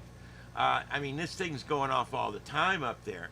Could you imagine if you lived up on that Russian peninsula? Then again, it's pretty desolate, but people do live there. And here we go, another 6 or 7 tremors today up there on the Russian peninsula. That is just crazy. The Kamchatka. All right, and then let's see, we had a big one over here. This one, 5.4, 4.9. So nothing really catastrophic, nothing that would have produced a tsunami. We're still getting that little cluster going down there near Haiti and also over by Oregon, both on and offshore. We've been going back and forth with some activity up here, and there's another one in Southern California at 2.6. They call this the Pacific Rim of Fire, and you can see why.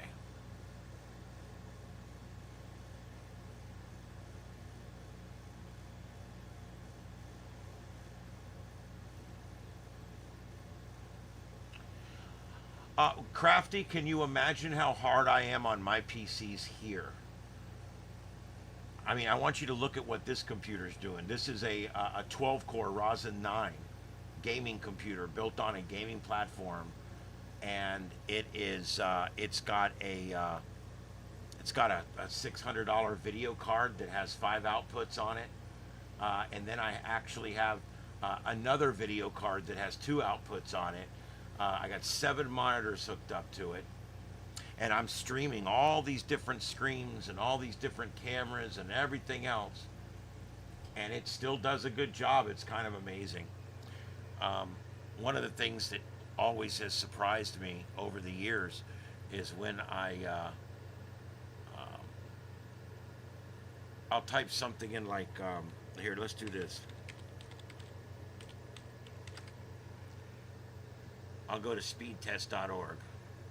Now, I want you to remember, I got 6 streams going out right now. 6 high-definition video streams going out right now, okay? And this computer is compositing all of these videos that you see Plus it's compositing other things that you don't see. Plus it's putting all that together and sending it out over high def as well, okay? Let's do a speed test and see. Now I'm doing a speed test on the computer that I'm broadcasting on.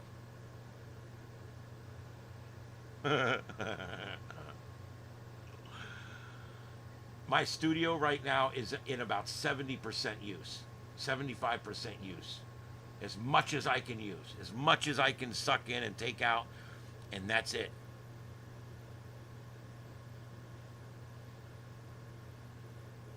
.478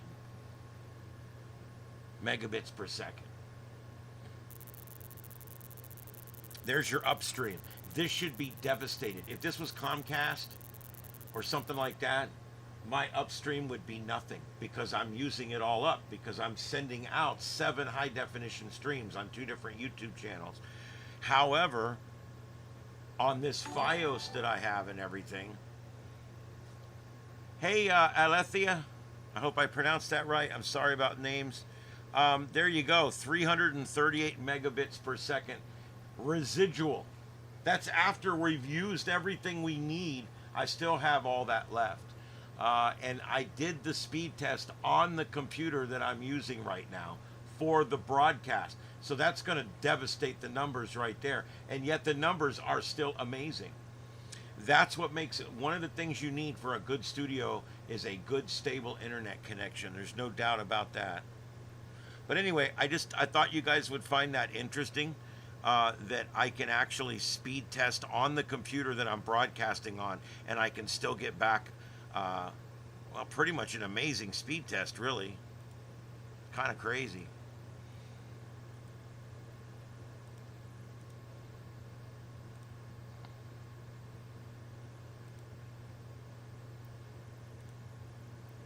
All right, let's see what else there is to talk about. I looked for ham radio news today. I'll report on anything big that goes on with ham radio because there's not much that goes on, so it doesn't take up a lot of time if you guys are not in the ham radio. Oh, did Portland Andy come on? I actually have his channel up over here. I've been checking him to see when he was coming on. He works a lot of the channels that I have a harder time with, like Facebook. He's got a great little system going there. Let's see what he's doing.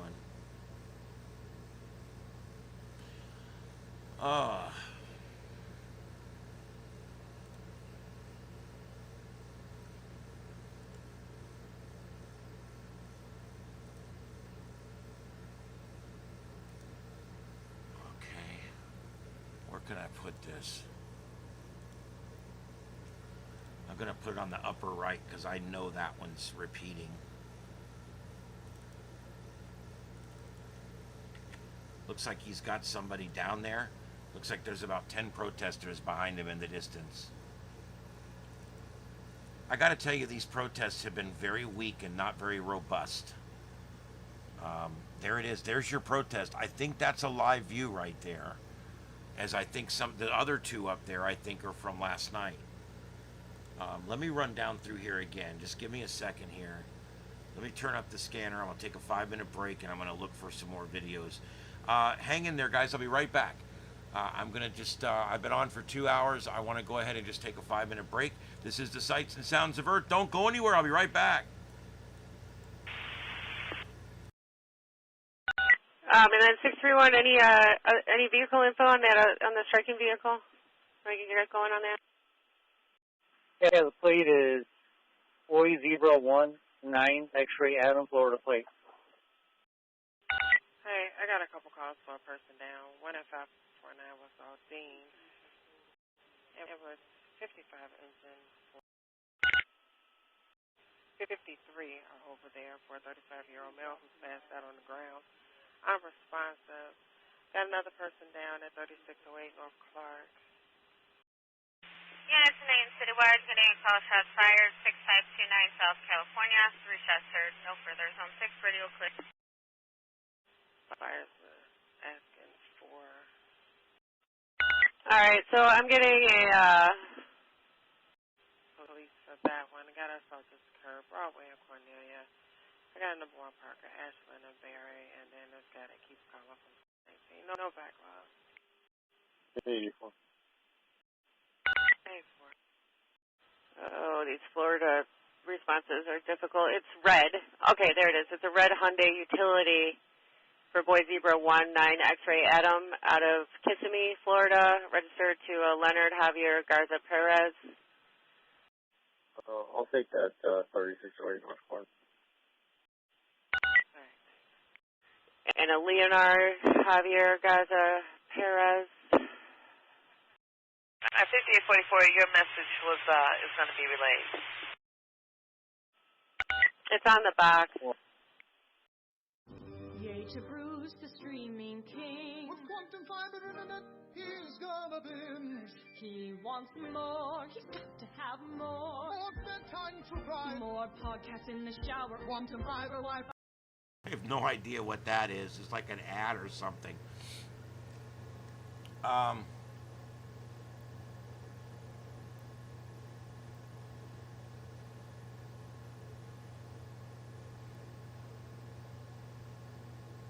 Yeah, that whole 5G thing. I got a 5G phone. It's no better than the other one. I bought an S20. It was a refurb S20 that was was sold to somebody, and they used it for like a couple weeks and didn't like it and sent it back. And I ended up getting it for like $120, and I hooked it up to the system, and it works great. I love the phone, other than it has no headphone jack. But I will tell you, that whole 5G thing ain't worth the shit. It's just the same. I guess I don't think a lot of towers have it yet or something. I think that might be the problem. All right. I don't know what that music was. That's why I wanted to cover that for a second. 6408 Henry. Working again. All right, guys. I'll be right back. Yes, well, can you log yourself as one second? I try now. 14 copy. As soon as we pump gas, we're going to head that way. Okay, 10-4. 1-3. 1-3. Okay, on your way in, take care of this commercial alarm, please. 1616 West Montrose. It's an internal communication failure. 3-4. 3-3. 117. And then 614, I don't know if you heard that also. 631 also already had one detained over there. The ambulance is checking out the baby for that off-duty. 33. Take a ride by the spot for that. Oh, Dean. 117. On the street. 7-4. What's going on, squad? Get hold of our ambulance. Our victim was just sleeping. Got up and walked away. In service returning. It's a 55 ambulance for 53 are still there. Can you see if everything is okay, please? 4. 9638. 6380. Did you give us a street stop at 3714 North Halsted? So it's not entirely clear. 31 has one detained? 10-4. 1918, 1357 West Roosevelt, McFarland, Northern Charlotte, 6-story residential. Engine 18, that's received. 1 to Citywide. Charlie Henry 1. 620. 3-4. You know we're up if you guys need anything. Okie dokie, Smokey. 1620.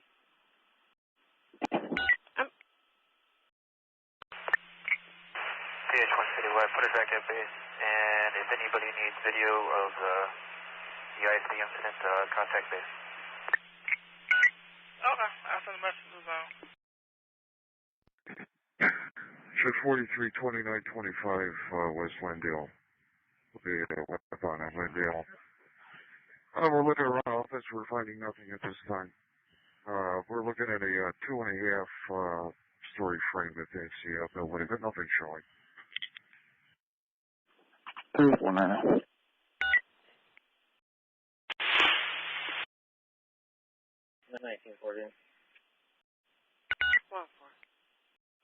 No excuse for now. I'll head that way. I tried calling 31 on the phone, but they didn't answer, so if they call me back early, I'll head that way.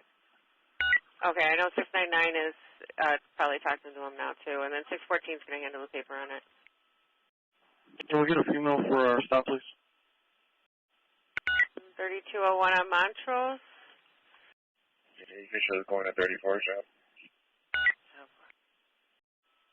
At the BP. All right. Do I have any officer female units in 17 that are free that can head over to the BP gas at 3201 on Montrose for assist 456180?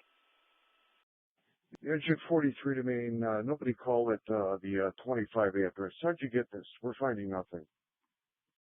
1706, I'll you can show us something going. 1706 boy, 10-4. Cell phone caller, we'll call him back. All right, message received. 1706 Charlie. Charlie, okay, 10-4, thank you. 1, 2. I think it's RD for 99 boy. 4561 Eddie, 1706 Charlie is on the way. Truck 2, you're being held. Return truck 2. Truck 2 is returning. Take up with 441-107, 441-107, event 12340, 12340.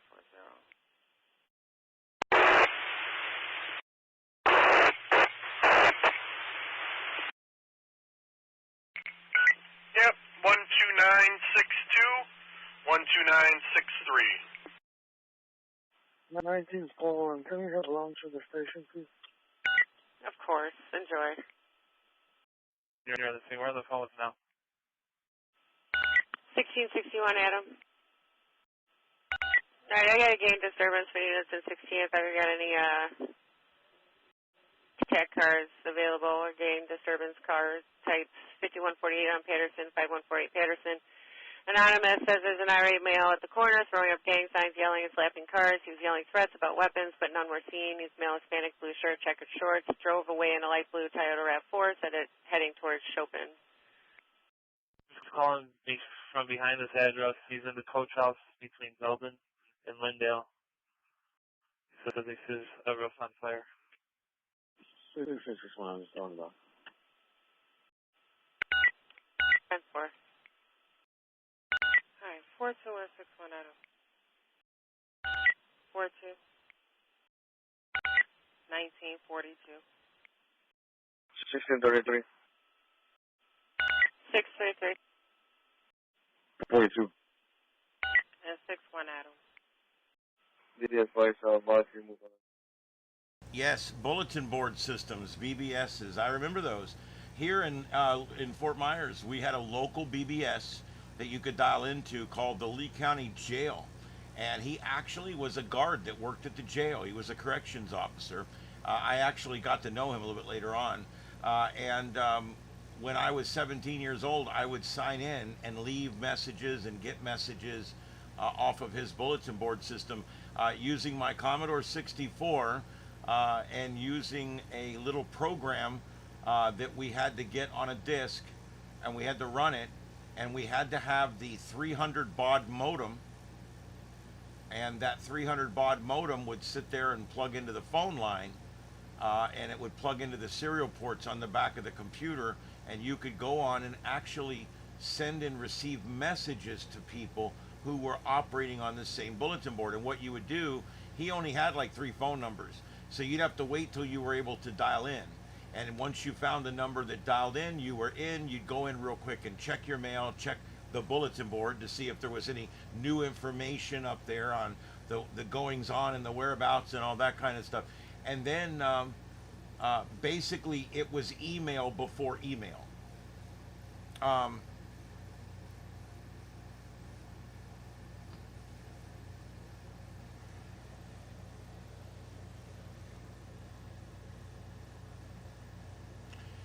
And Crafty, because of that, you're getting screwed every day. I'm gonna tell you something. That you should be able to do something about that with your board. That's bullshit, and I'm gonna tell you why. they came down my street with FiOS. We had nothing but trouble with Comcast.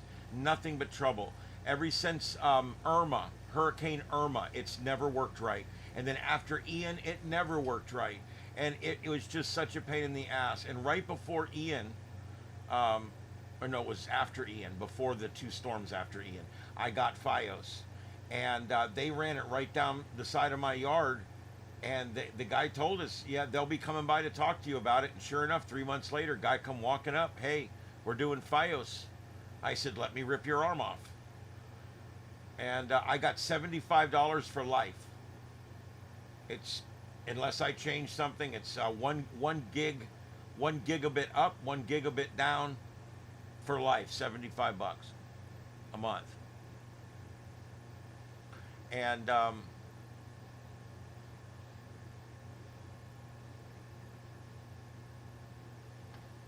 they were all asshats.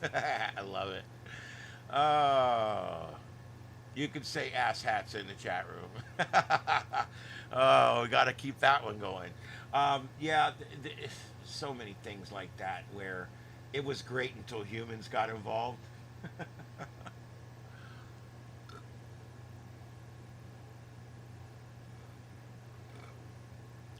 Oh wow! So you were doing Commodore 64 on ham radio. That's pretty cool. That was country before country was cool, if you know what I mean. That was pretty good.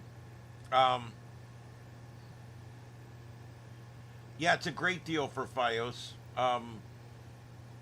Had we held out longer, we probably could have got it for 65 because they came by again and offered it to somebody on my street for 65, and they took it because they had already offered it. Most of us took it for 75. So.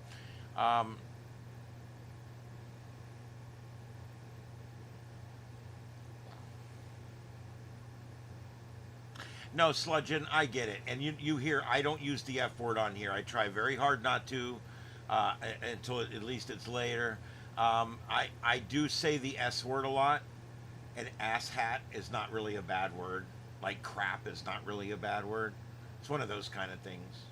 I try not to cuss too much because I know people's kids are around. And I also, YouTube doesn't like it, although they don't dink me for it. I've had a couple shows where I went on a little tirade, and YouTube seems pretty cool about it. They even say you're allowed to cuss in videos. Now, if you just F, they're going to take your monetization off the video. They're not going to show any of their commercials on it. I don't blame them. I get that. All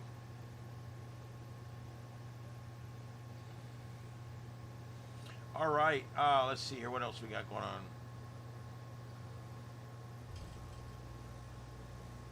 Yeah, I got my uncle on that 5G home internet. It's not so bad.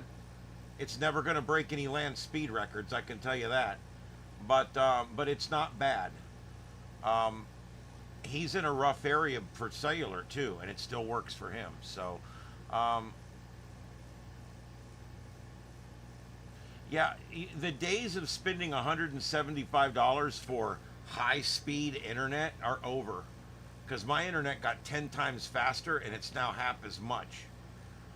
So, I mean, that's one thing that's working in the right direction right now is the price of internet. It's getting cheaper and cheaper and cheaper to get internet. And eventually it'll be offered from space, like we talked about earlier. And that will give everybody. Right now, Starlink is giving everybody another option. See, I have Comcast here.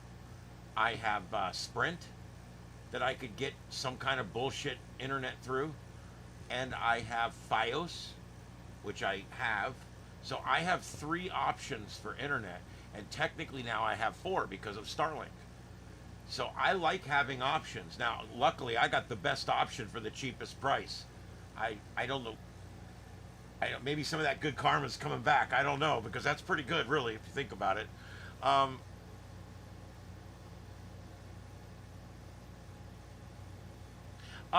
The FT8, yes, I did. I'm having an issue. I can hook it up to this radio, and it will decode. It sat here for 30 minutes on my big radio. I plugged it in, and I used 4 different cables, and I finally found one that worked. And it had the longer plug that has the extra ring, and I plugged it into my tablet. I plugged it into the radio in here. It sat there, and it was of course it's on the bigger antenna, so it was decoding great. I was even able to get some stuff decoding up further up. Oh, my camera just crashed. That doesn't happen very often, but let me reset that bad boy. And that's how quick that's done. No worries. There we go. And we're, oh, yep. Progressive reverb. Yeah, okay. All right, there we go. All right, so there we go. The camera's back up again.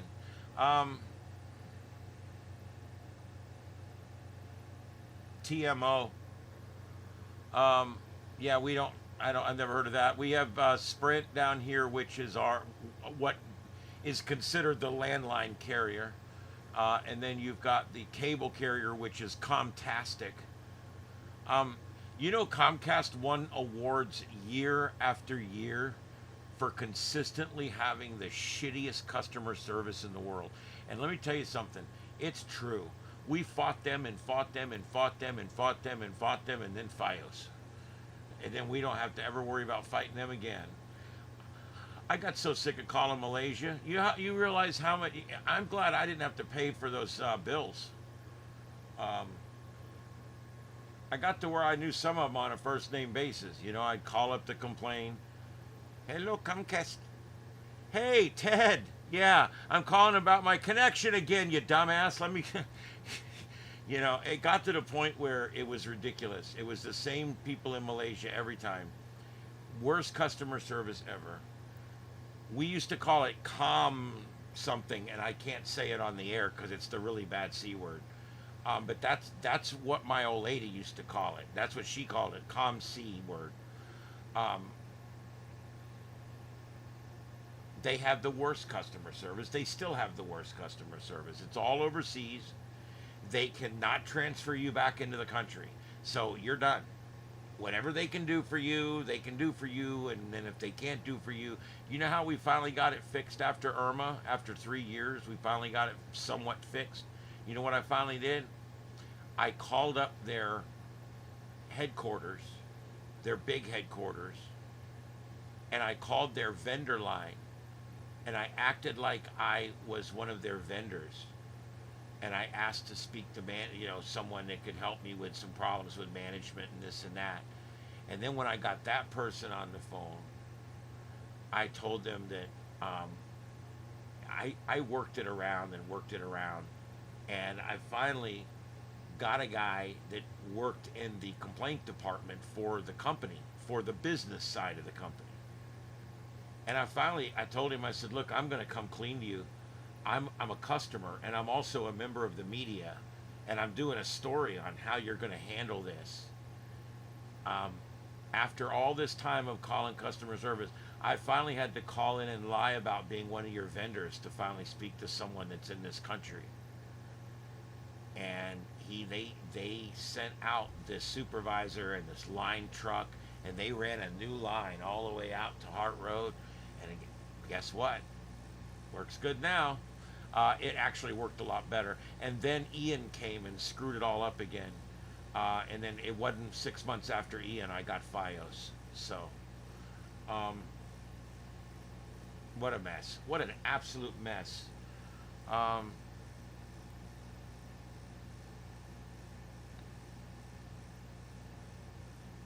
Yeah.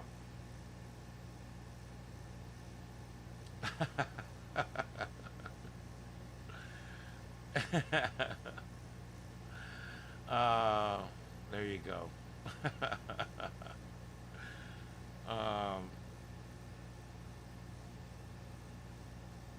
Yeah.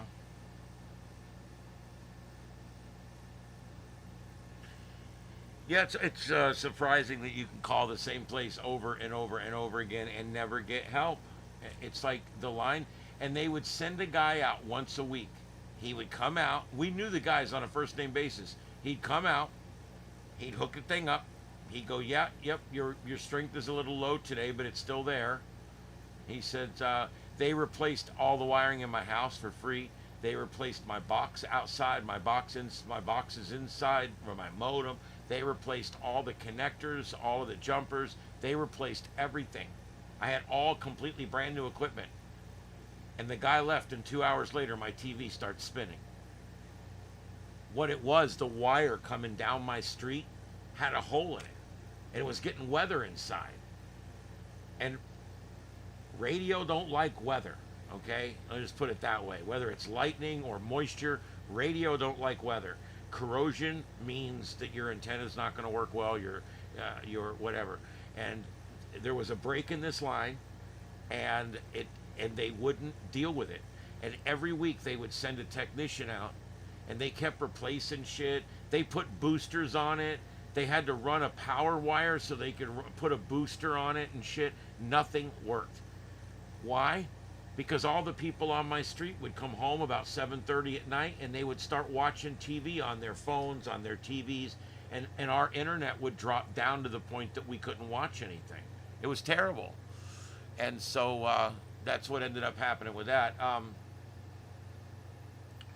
Yeah, I don't... the top right one there, that one is Portland, and I do believe it's live. That's coming from Portland Andy, and he's usually legit.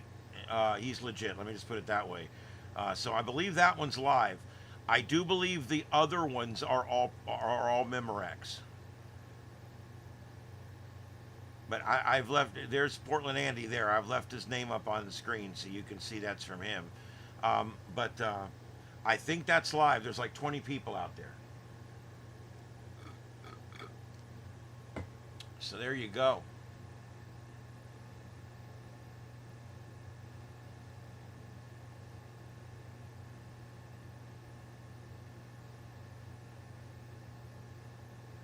Yeah, in this case, they had a fiber hub about a half a mile from my house. So the broadband cable over the cable wire had to make it to the glass. It had to get to the glass. With Fios, I don't have that problem. The glass comes right into my place. I got glass right to that box right up there. And literally the glass is what goes into the back of the box. And so I like that because it's one less thing to bring electricity into the shack, but I also like it because it's pure. I like it because with the broadband, sometimes if I turn my wattage up to 100 watts on 20 meters, sometimes it would shut my Wi-Fi down, it would shut my cable down inside the house, everybody would freeze on the TV. It was bullshit. With this, it's glass. Radio frequency does not affect anything going through glass because it's light. It's a different kind of energy. And so, yeah, it's awesome.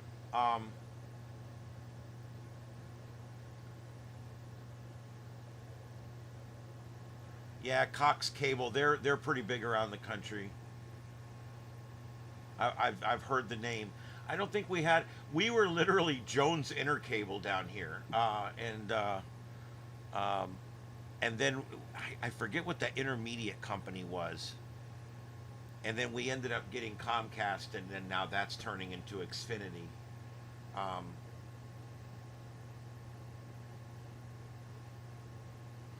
Yeah, fiber optic. I don't think a lot of people understand when we say fiber optic.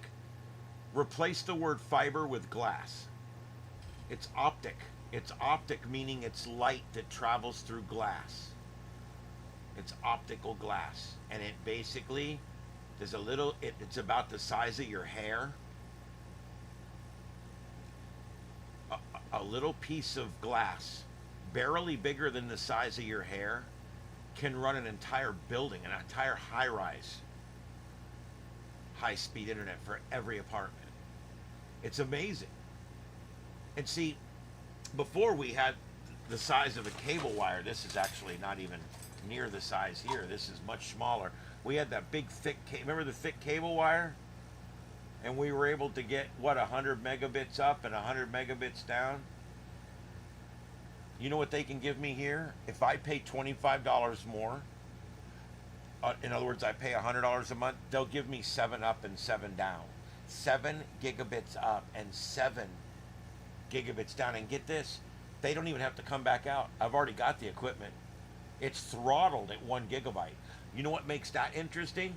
No matter how much I use here, I still have at least 500 megabits left.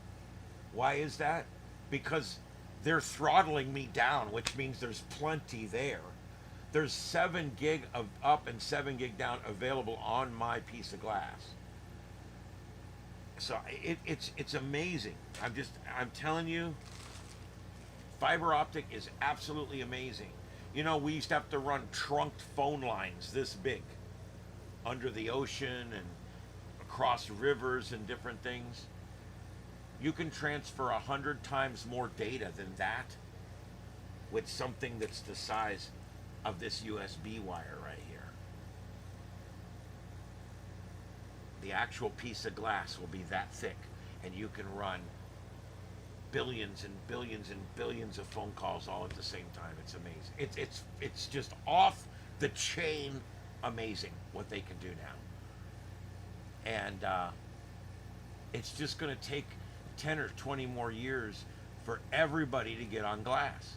Once we're all on glass, everybody has instant internet. I don't sit here and wait for things to load anymore, except ChatGPT, because it's become a clunky, slow piece of crap. But I click a button, it's instant. It's absolutely instant.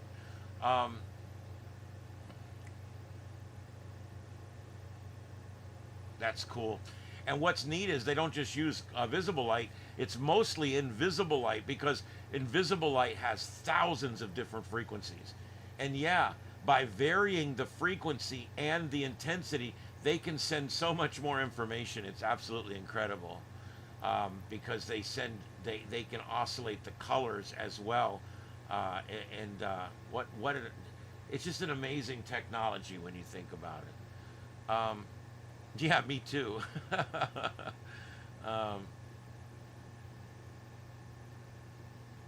There you go. Yeah, it's true. This is the kind of science I like to talk about on here. Practical science. You guys remember Twisted Pair?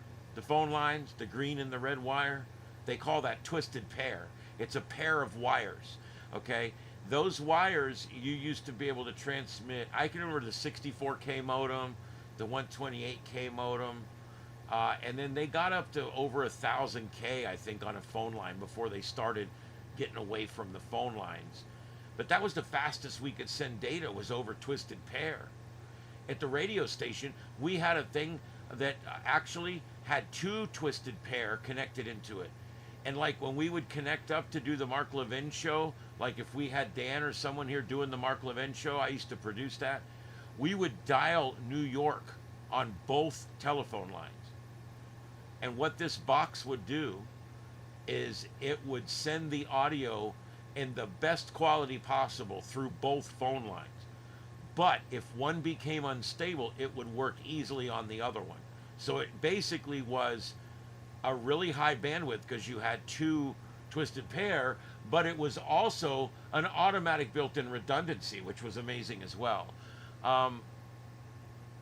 Yeah, I remember ISDN.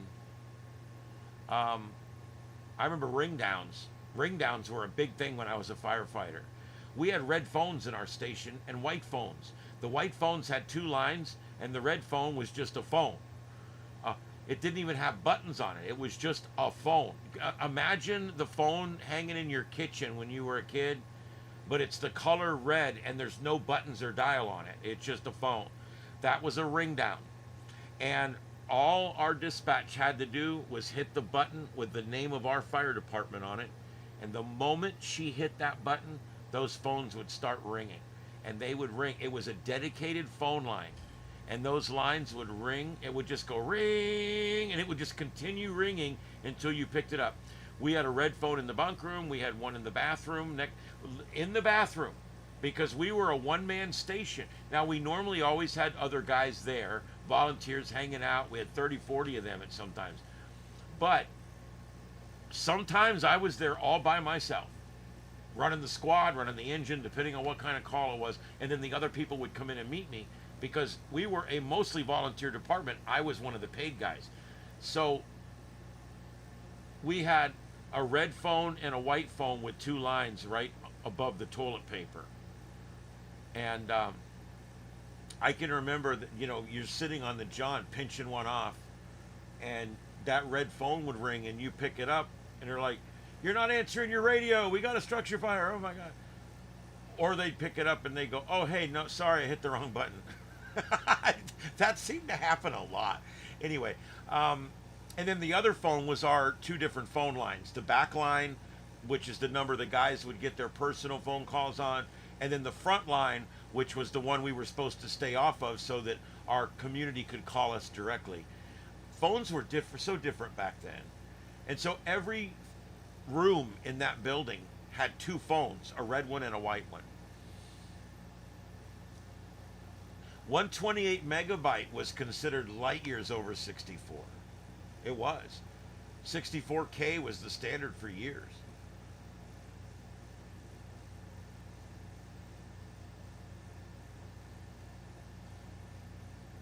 Yeah, twisted pair copper. It doesn't, you couldn't send much over it, but back then it was enough. You could send a picture to your friend and it would have to make the picture line by line, but it would do it.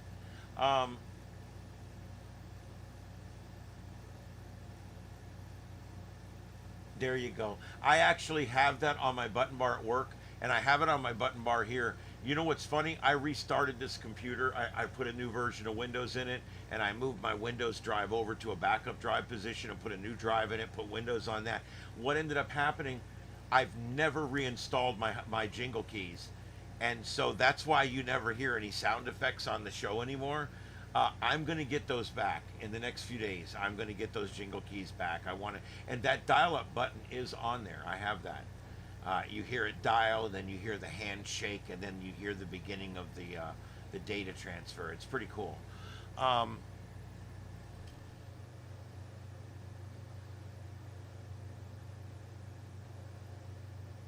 17 pulses per second.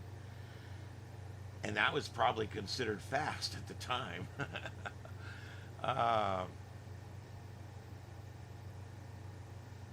Yep. Look, dial-up internet sucked. It did. It sucked. The speed was terrible. You could still get the information you needed, pretty much. Of course, back then, there was nothing live on the internet back then. It was all archival type bullshit. The pictures were all really small and really cruddy because that way they could send them without it bogging anything down. I don't know. We've come a long way since Al Gore invented the internet. And I don't think that's very funny.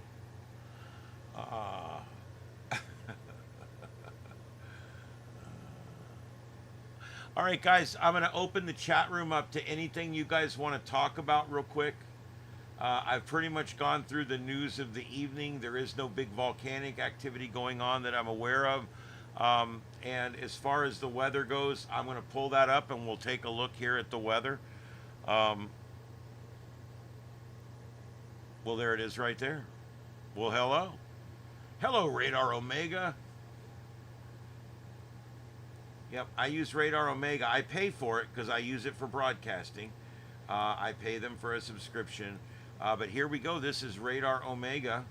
And you can see down here, our storms have moved offshore. And I don't think that stuff on the other side is going to come across.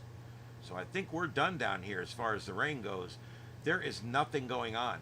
There's an area of slight risk here through Kansas overnight, but I don't even see anything really going on there. Let's put this on multi-site radar so we can take a look around. There's that line, but not impressive. Not impressive at all, especially for Kansas. It's going to be coming into Wichita and Topeka next. God, there's just not a lot going on. I don't know what's going on here. We got 2,100 people without electricity in Appling County, Georgia. I don't know what that's all about. Not a lot going on. A little bit of rain in New Orleans. And that's about it, guys. Seriously. These are winter warnings. This is a special weather statement. Where's this at? Is that in? Oh, it's this one right here.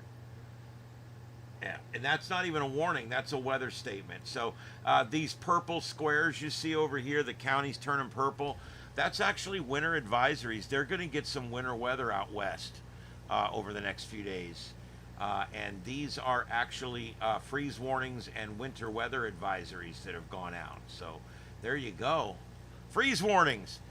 I in Florida, we wait all year for it to finally get cool. My God, it's so hot down here. Yeah, there's not a lot going on. And I will tell you when here, let me see, I've got it right here. Space weather. We've got 2 slow-moving CMEs coming in right now. And that's really all there is. There's not a lot going on. Models from NOAA suggest that 2 coronal mass ejections are approaching Earth. Both are relatively slow moving, and normally their impact would probably not be felt that much. However, you have to remember, we're in the equinox. When we get near the equinox, we get that Russell-McPherson effect. And when that happens, their combined impacts plus the Russell-McPherson effect, all working as a 3-way thing there, could actually bring G1 class geomagnetic storms tomorrow night. But that would only be seen like in Canada and Alaska. And don't forget Comet Lemon, with so much attention on the interstellar comet 3I Atlas. It's very easy to forget a local comet brightening up so rapidly that ordinary sky watchers will soon be able to see it with their own naked eye. Comet Lemon, Charlie 2025 Alpha 6, is falling towards the sun for a close encounter near the orbit of Mercury on November 8th. This comet is developing very nicely, and it's already an impressive object. Well placed for observation in the morning sky. It's definitely worth getting your ass out of bed and going and seeing it. The light curve of the comet Lemon shows that it is about to cross the threshold of naked eye visibility. So that means that if you can spot it, you can use your binoculars, you'll get a decent view of it. I do have a nice picture of it here. Let me get that queued up so while I'm talking about it, you can see what it looks like.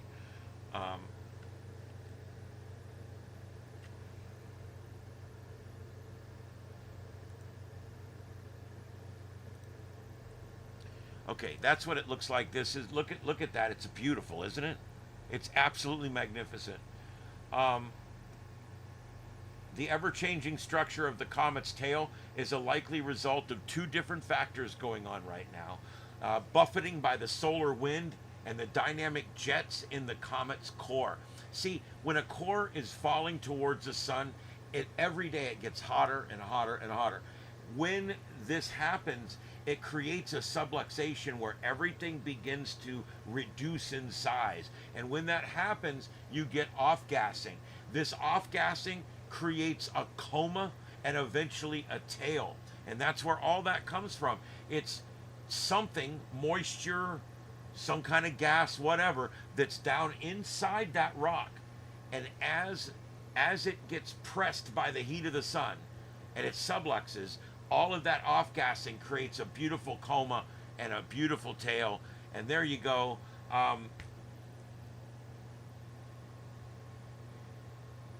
The solar wind and the dynamic jets. Okay, the solar wind is basically solar energy that's flowing from the sun, and then you've got the dynamic jets, which are holes in the nucleus that are off-gassing, and they work like little jets, and they make it move around, and they change the course slightly. And they cause it to tumble and things like that. And so all these things are combining to make this a very satisfying target for astronomers, because you get that beautiful wrapping pattern and all that. That's being caused by waves of energy from the sun and also that sporadic off-gassing that's going on up there. Finding Comet Limit is easy. It's in the constellation Ursa Major, the Big Dipper. How easy is that? We can all find the Big Dipper. Literally, other than Orion's Belt, I think the Big Dipper is about the easiest one to find. Near the third magnitude star of Ursa Majoris, for most observers in the northern hemisphere, it is located well above the eastern horizon before sunrise. So this is a morning comet, but this one will become visible to the naked eye, and I'm going to keep reminding you guys about it because many of you have probably never seen a comet with your naked eye. And it would be neat to add that in the book, wouldn't it? That you've actually seen a comet. And it's worth driving 5 or 10 minutes to a dark sky location. Once it's visible with a good pair of binoculars, you know, you'll be able to see this thing and actually say that you've laid your eyes on a comet.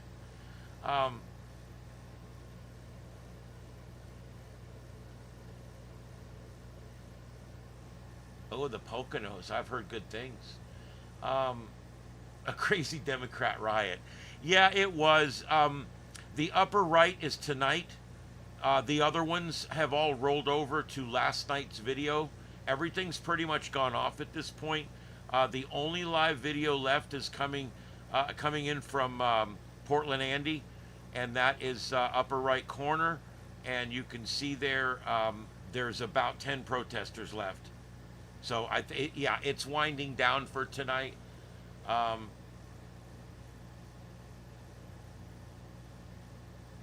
Yeah.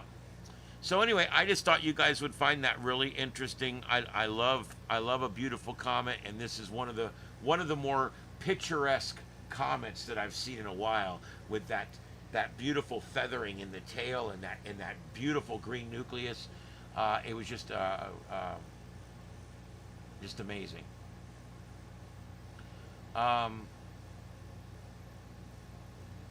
Well, deploribus, can I honestly say, a lot of times people, especially young folks, are a little disappointed by lunar eclipses, even solar eclipses, and even seeing comets and things like that, or going out and saying, look, that's Mars, that's Venus, we've got a conjunction going on, because it is pretty subtle.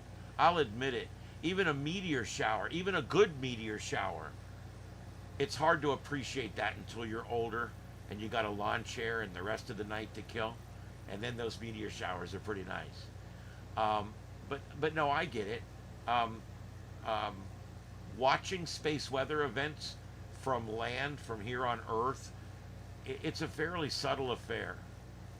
But you say you did it. You know, one of the neatest things when I have a family member that when he was growing up, he would get lonely and he'd call his grandmother. And you know what she would do? She'd say, walk outside, look up. What do you see? He said, I see the moon.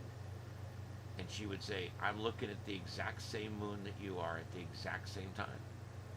We're not that far away from each other. We can both see the exact same moon. And they would do that, and they would sit there and describe the moon to each other. It was a way to make a kid feel good, you know, and not be scared or worried. And it's neat when you think about it, that, yeah, you can be in Peoria and I can be in South Florida, and we can both look at the exact same object in the sky. It's I don't know, I've always found that to be powerful to me. But I do understand space weather events are somewhat subtle. I'm going to be going out in a few months with a friend of mine down in Naples. We're going to go out to the observatory out in the Everglades, and we're going to be observing some celestial events through a large building type telescope, and I'm looking forward to that.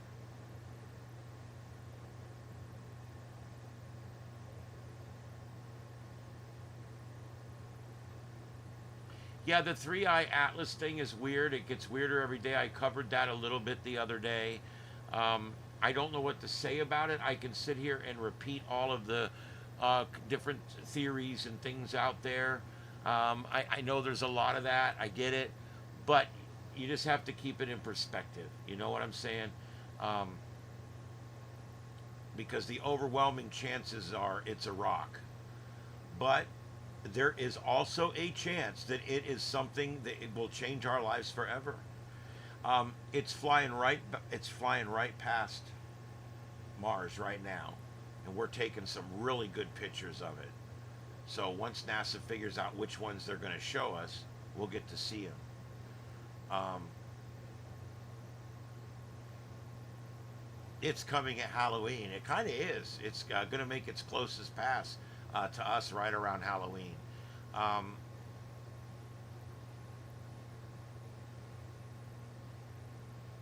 The space submarine. It has passed Mars. I think it's made its closest pass to Mars yesterday. Night of the Comet. Great movie. Great movie. You know who was in that? Chakotay from Voyager, Star Trek Voyager, was in that. He played Hector. Robert Beltrain. That was a good movie. I liked that movie. They end up in a radio station. And I always thought that was kind of cool. They end up in some rock radio station because they think the DJ's still alive, and they get there and he's all on tapes. And it's playing different tapes and stuff. It was very old system. And I always appreciated that. That was a great movie. There's some weird things in that movie. I want you guys to think about this. In Hollywood, how many movies have you watched in Hollywood where the world's come to an end, all the people are gone, and 6 months later the effing power's still on? I watched another one the other day. It was an old throwback movie I watched part of, and I'm like, this is post-nuclear, okay? And it's been like 10 years, and they're driving up to places and the lights are on. I'm like, some of the writing was pretty good, but it's like, that. How did we miss that? And I seen that a lot on movies, a lot on dystopian movies. It's like, one movie that got it pretty close was the Walking Dead. I watched Walking Dead right up until they just started gratuitously killing people off because of shitty ratings. I bailed out when the other 14 million people bailed out. Yeah, that's the thing. Even if it was still working, EMP would have taken it out. And power plants, I don't care what anybody says. Sometimes they say, oh, these power plants, they'll run for months on automation. No, not really. No,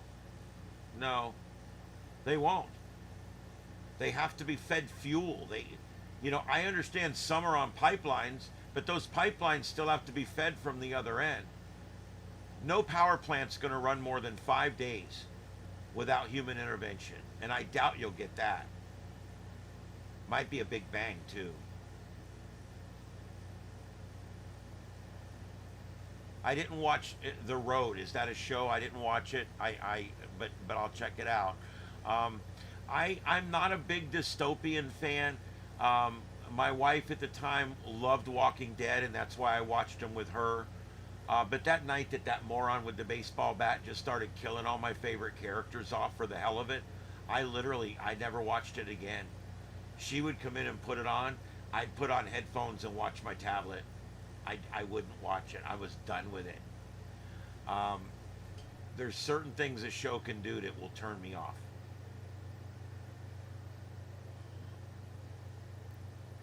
It will all cave much faster than most people realize. You guys realize in 1900, the average grocery store had 3 times the storage space that it had retail space. In 1950, a store had about 50% retail space and 50% storage space.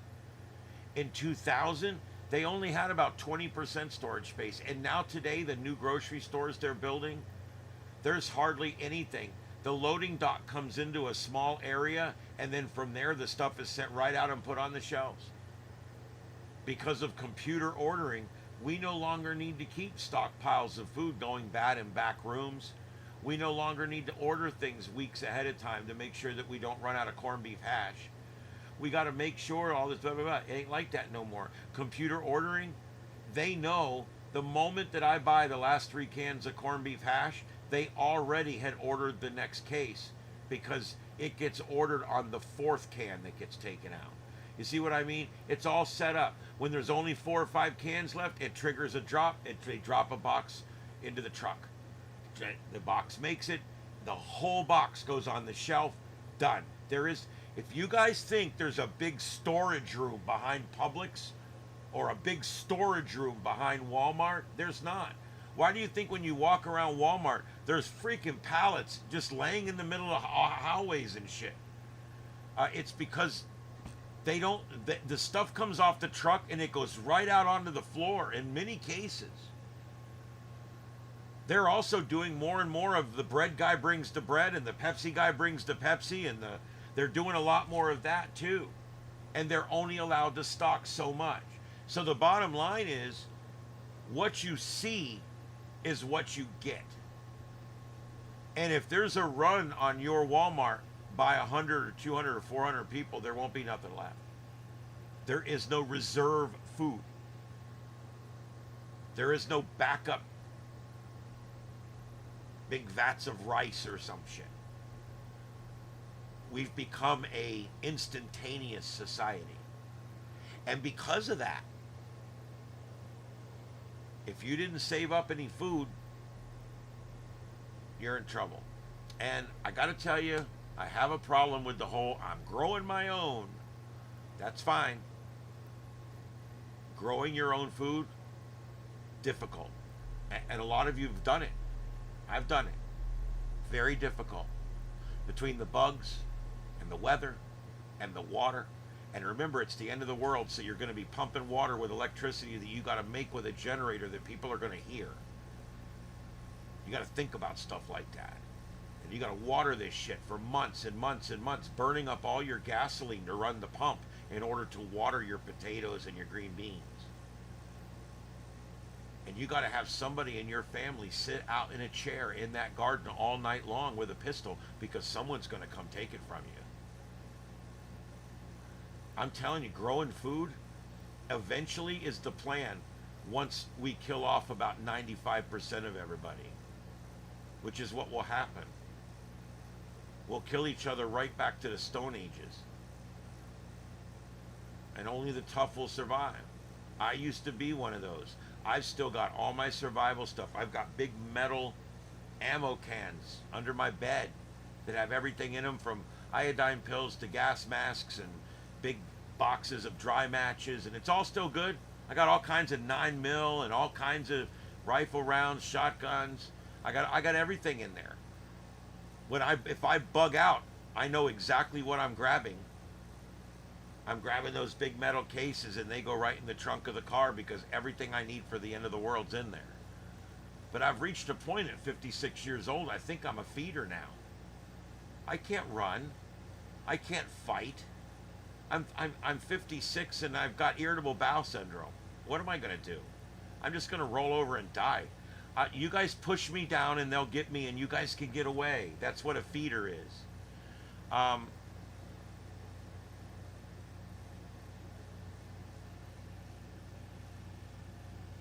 Standard.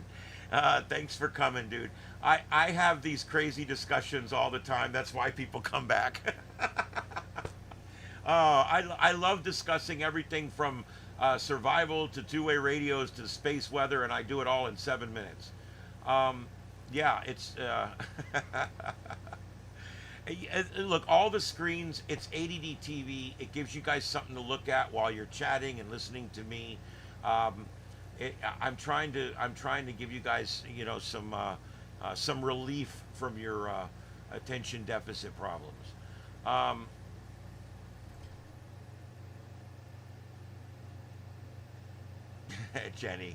Jenny Lynn, you're probably right. You're probably right. Well, and I would too. I'm not a roll over and die. But I'll go till the bullets run out, and I'm done. Which will be a little while if I can get those 2 boxes in my trunk. Jesus. I'm not a diehard prepper. I'm telling you guys, I'm not. I was a cop for a while. I was a fireman as a career. I've done a lot of things. I've been in the media for a while now, and I'm a very prepared person, and I like to be prepared. And back when I had some money coming in for a while, I was making really good money, and I had no family. I was working 3 jobs. I didn't even need to work. And so I started buying survival gear. It felt good. I got everything from ballistic vests to, you name it. Like I said, I got gas masks with extra filters, and I've got everything you would need, and I've got all the bullets for my guns and everything, and it's all vacuum packed and vacuum sealed, and inside hard metal ammo case, the big huge ammo cases that are about 3.5 feet wide. They're like little baby coffins. I got 2 of those, and you know, you got to have stuff. You got to be ready. And I also have a go bag that just has all my basics in it. And I have another bag here. Literally, this bag sits here, and anytime if I have something and I'm like, oh, I got to make sure I know where this is, I stick it in that bag. And it ends up being like my other go bag, so that if I did have to go in a hurry, a family member got sick and I got to go right now or something, I just take that bag, throw the last 5 or 6 things in it, and zip it up and go. I like having everything with me and being ready. I leave my car all set up with the radios and everything in it, because you never know when something's going to come up.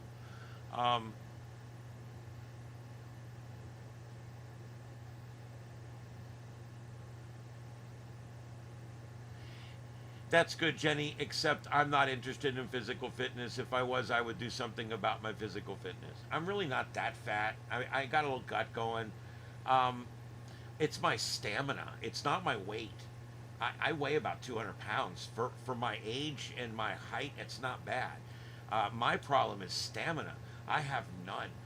I'm a computer geek. I mean, the strongest thing on me is my mouse hand.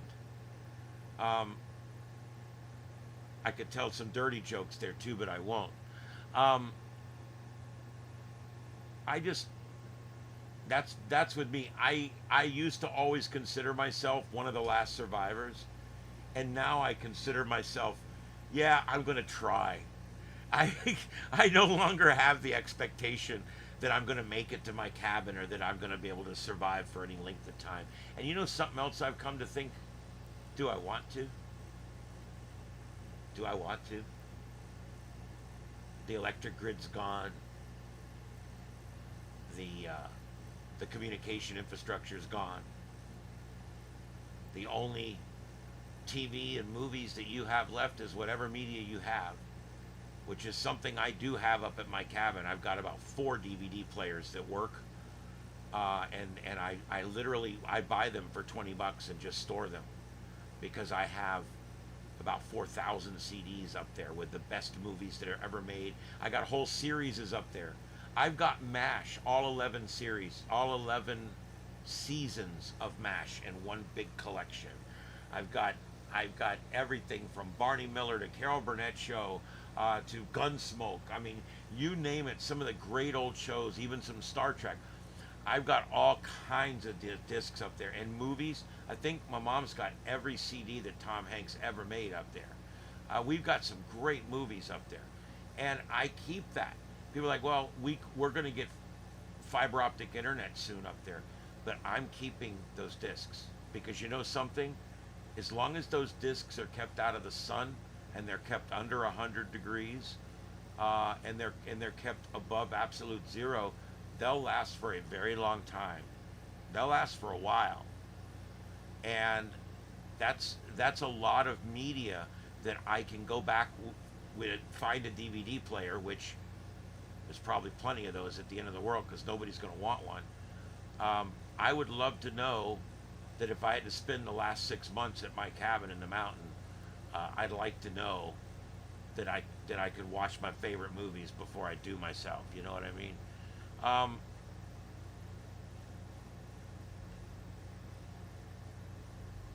Yeah, I don't do the CDs for any other reason other than that's how we had to do it up there, because we had no TV. Closest TV station's 2 hours away in Atlanta, and you can't hardly get it. Even up on the mountain where I'm at, you can't really get it without a big antenna array, and I have trees all around my house, so the big antenna array is a problem. Yeah, I kind of miss the days of owning your own physical media, and I know a lot of people still do, and I do. I now have this huge media collection, and I'm going to keep it. I may eventually, what I'm slowly doing with them is a lot of the older ones, anyone that the case was messed up on, or the case wasn't right, or it was missing the paper. We got rid of the case. What I did was I bought big 3-inch 3-ring binders, and I bought the sheets that go in, and each sheet holds 6 discs. And I'm slowly migrating everything from the cases that they came in. I know it's a little sad because you like to keep the case it comes in. So I've started with like the older movies or the movies I don't give a shit about. I also have, believe it or not, over 100 discs up there that I made from all of my old my old VHS tapes. I've got a bunch of them up there that are like just nostalgic, archival stuff. I've got hours of Fox News on days when something big was happening. I had a recorder here for DVDs for a while until it broke. And I was using it. I was burning stuff on DVDs for posterity. And I've still got all that stuff up there too. I got all kinds of neat stuff up there. I recorded neat things just in case. I don't know. I'm just weird that way. I can't take none of it with me, but it was fun doing it. Whatever.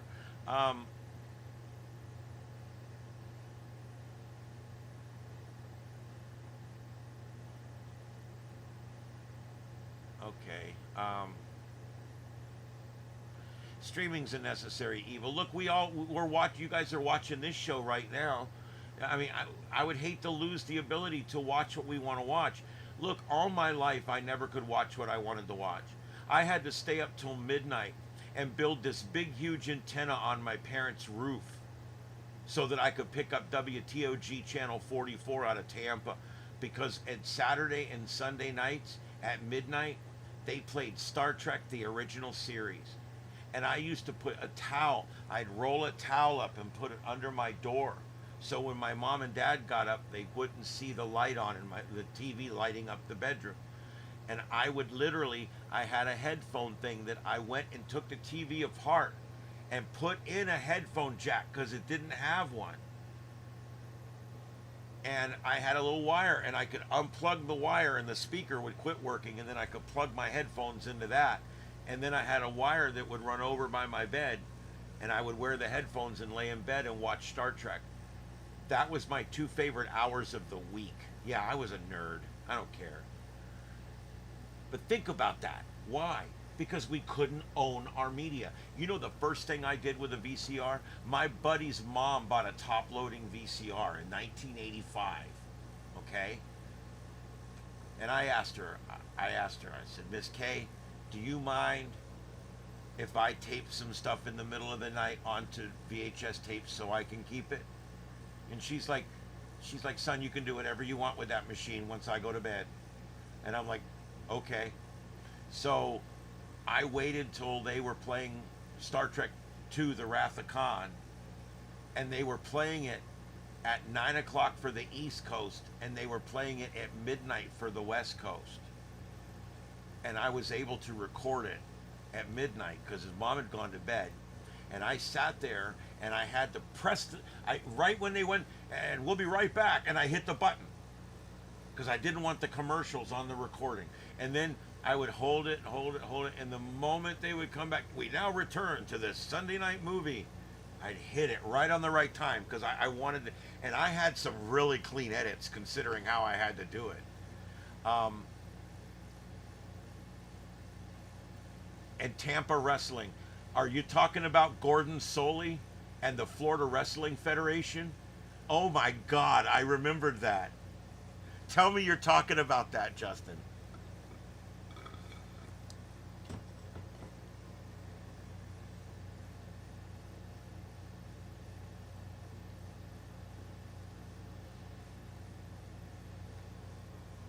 Yep. Well, if you were in Tampa, you know about WTOG 44. That was one of Florida's best independent stations for years. They had Dr. Paul Bearer. He had those horrible old movies on Saturday and Sunday. Tell me you remember some of this. We lived in Fort Myers. We only had the big 3, and that was it. And then eventually we got PBS. But other than Antiques Roadshow, what do you watch on there?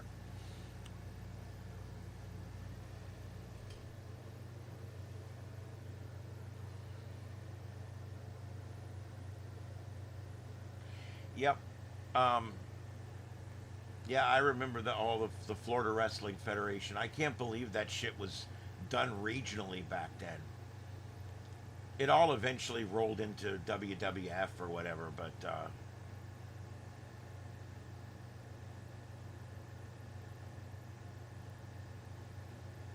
yep, and you're right, Sludgeon. You can always buy. They still sell on Amazon and possibly other places. You can still get DVD duplicators and CD duplicators, and yeah, you can make you a copy that you can watch. You just have to remember with VHS tapes and cassette tapes, anything that has tape, there's a word you got to remember that those are magnetic medium. Okay, those are a magnetic medium, and what that means is the signal is stored by arranging magnetism within that metal-ish piece of tape in there. That's why you can take a magnet and go like that and the tape's empty, just like that. Same thing with the old hard drives, same thing with the cassettes, audio cassettes. So basically these things were volatile, and that's why DVDs were such a big deal. But something a lot of people don't realize, if you've got if you've got VHS or Betamax tapes, or even the old 35 millimeters, if you've got any of those magnetic tapes, you need to convert them soon. And I'll tell you why. The Earth is slowly demagnetizing that tape. Every time we go around the sun, every time we rotate around, that tape is constantly being bombarded with very small amounts of radiation. And believe it or not, the Earth is erasing that tape. In 100 years, if you store that tape properly, you vacuum seal it, you do everything you can, you keep it in a dark black box, and you do everything you can to protect that tape. And in 100 years, you find a VCR and you stick it in there, it's blank. Yeah. The data generally won't last 100 years on those tapes. It won't last 50.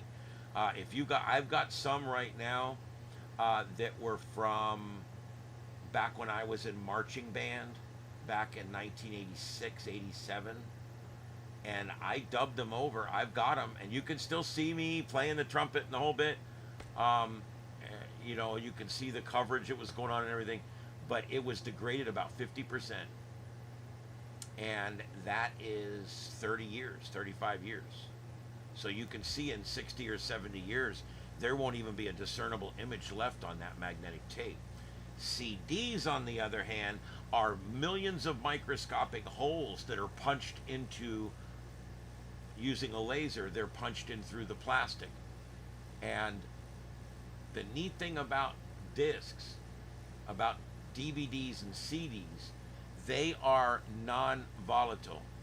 As long as the structure of the disc remains, it will be readable. It's not being deleted constantly by the earth like the magnetic tapes. And so that's what's really cool. If you've got a DVD and you put it in a cool, dry place and you seal it and you keep it very, very clean and very, very good, it'll still be there in 100 years, just like it is. It'll play beautifully. Vinyl is better than cassette as far as vinyl in 100 years will still play the song. It will absolutely still play the song, where a magnetic tape will not play the song. So that's the difference. However, records are very delicate in a bunch of other ways. They're delicate to temperature, they're delicate to physical damage. They also only store a very small amount of information for their overall size.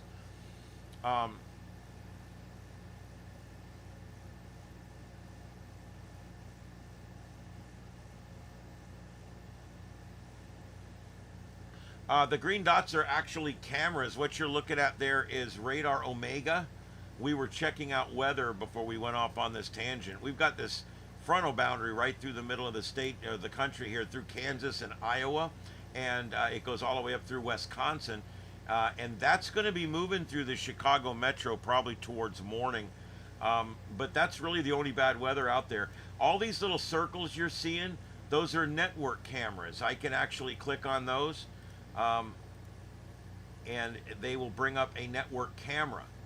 And then once it brings up the camera, I can then move the camera into a position where we can keep an eye on it like that. So that's how that works. But these are all just network cameras. And you can see the network here mostly does stuff around Tennessee and Georgia because that's where most of the cameras are. But sometimes we get a camera in a lucky location. I know several times we've used this one down here in Amarillo. Remember the one with the school buses? And so it works. Also, there'll be bigger circles that pop up on here, and those are storm chasers. I've had as many as 10 storm chasers on here at one time. And so that's basically all that is it's showing you where the storm chasers are at that moment. Let me get something here real quick. All right, I want to show you guys something. I know some of you are probably sick of seeing this, but we've got a lot of new people that have hung in with us a while tonight. Yeah, the upper right. Now, see, that pink, I think that was last night. I think he rolled over into another video because that same exact thing happened last night. You guys tell me, but I remember that happening last night. I don't remember exactly this view, but I do remember the big pink, all that pink smoke. I think I made a sick joke about it. It was some kind of breast cancer awareness protest or something. It is October. Isn't that the month we do all that? So anyway, I want to show you guys something. It's going to take me just a second to get it all lined up here, so just give me a second. I want to show you guys what we do. Here on Starship Adventures, what we try to do, and we try our best to do, is provide multi-screen coverage. When something's going on, I try to provide a different kind of coverage, a very comprehensive type of coverage. And a lot of people like it. Every now and then someone comes in and they're like, this is too busy, it's too much, you suck. And that's fine. But what I want you guys to do is I want you to take a watch on this. I'm going to forward it a little bit. But this actually occurred live. Other than the music, I added a little bit of music because it's a proof of performance piece. Okay, it's designed to entice people to want to come to the show. But I want you guys to see what a storm chase night looks like here. And since I got a bunch of extra folks in tonight, I'm going to show you guys what it looks like when we do an actual show that is like on a storm chase night. Let me see if I can just do the full screen since it's my video. Give me just 1 second here.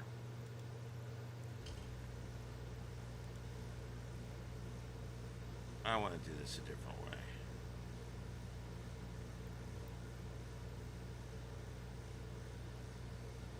Oh, that's right. That's right. I figured it out. Okay.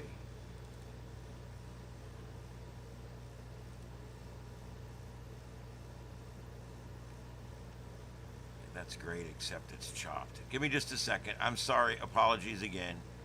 I am one of these perfectionists that if I'm going to bother showing you something, I'm going to show it to you. I don't want it to be bullshit.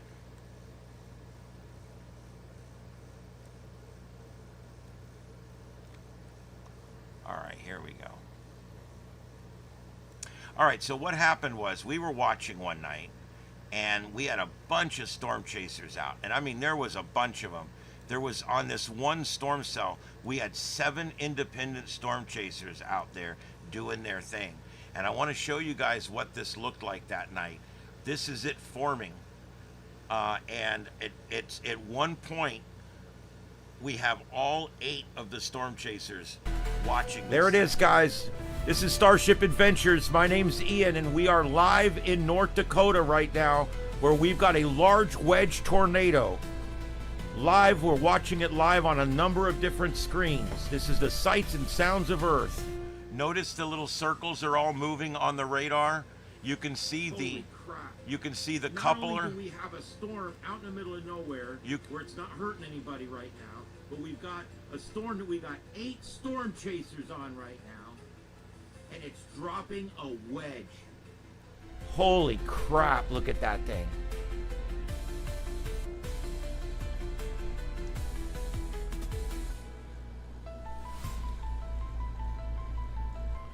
The guy left center.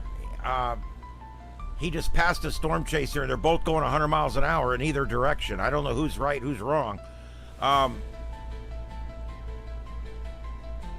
He's trying to get us down there in front of it. Upper left, he's running along with it right now on an intercept course, it looks like, because the road he's on is going to take him right in front of it. We're going to get some great shots of this. Upper right, you can see the road he's on is about to get crossed. We're going to get back to Portland in just a minute.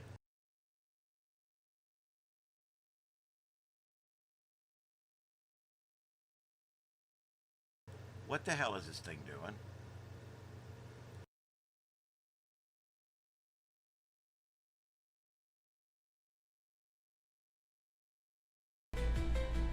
All right, we got our last guy back, so we're back to 8 cams up now. Welcome in, everybody. This is what we do here.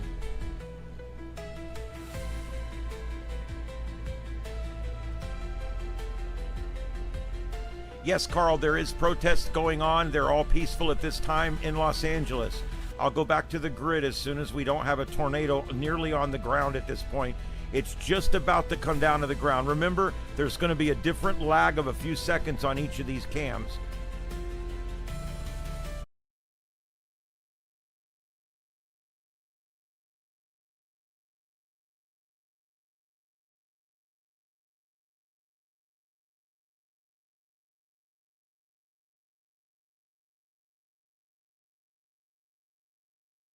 I have no idea what it's doing. It's just stopping in the middle.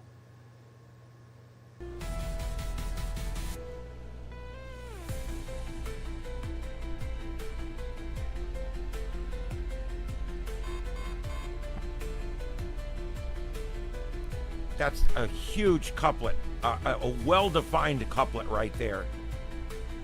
I think we're on the ground. It's hard to tell, but I think that's debris and dust that you're seeing. We are on the ground, it looks like. Yeah, we got a tornado on the ground. It's a wedge.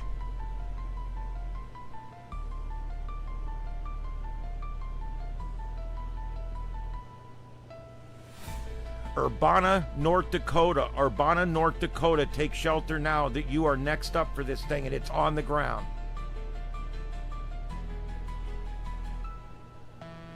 Absolutely Holy amazing shit. shots. Amazing We've got shots. a large wedge tornado, and it's on the ground. That is textbook, ladies and gentlemen. We have a textbook tornado right now. Look at the shots we're getting of this thing. These guys are amazing. Every storm chaser has a shot of this tornado right now. All 8 of them. From 8 different angles. You're watching this thing live. This is Starship Adventures, guys. Thank you for being here. This is what we do here.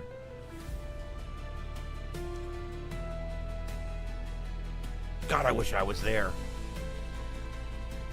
Holy shit. Holy shit. Thanks, Chesley. I hope nobody's in front of this thing. Welcome aboard.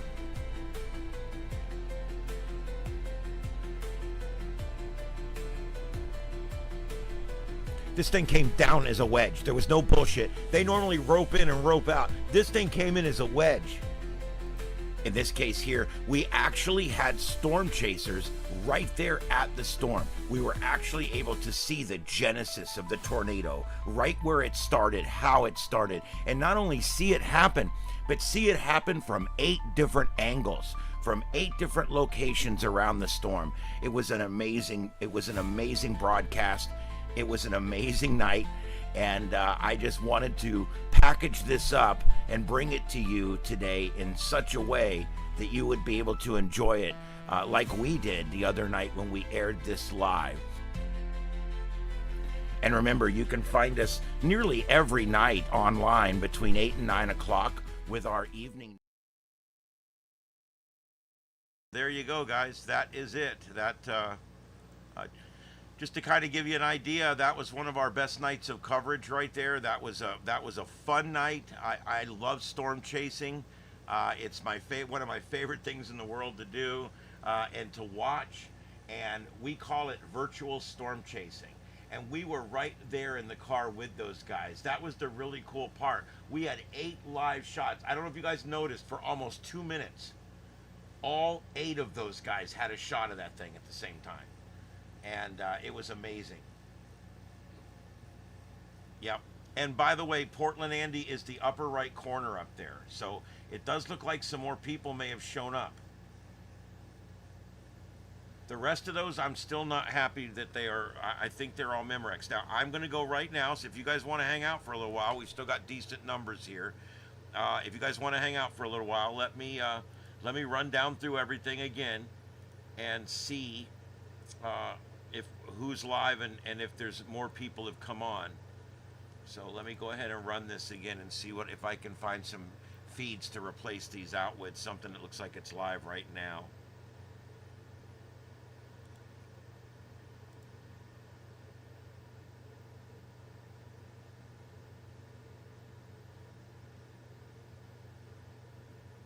God, there's so many spoof channels that are just playing yesterday's bullshit over and over and over again.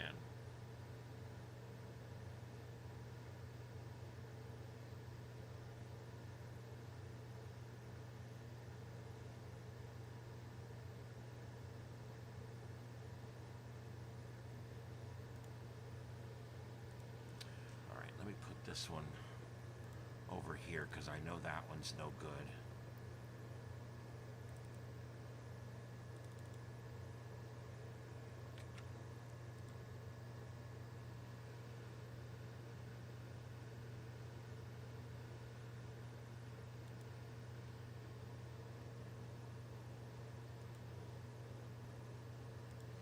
All right, I'm finding some new ones here, and I'm putting them in over here on the right above me here. I'm trying to get those to clear so that we can see what's going on there. I got 2 new ones to go here that I think are both. These are both purported as being live, and they both could be live. I'm gonna redesign this one.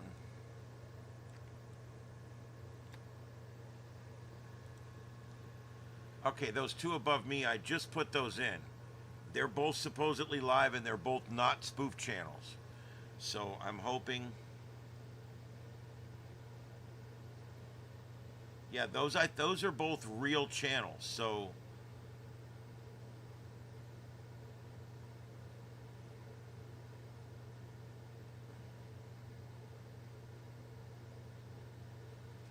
all right, I want to put this one over too because like I said, I know these 2 top ones up here. I know they're yesterday because they keep showing that same scene over and over again. I want to get that out of there. So let me see what I can do here.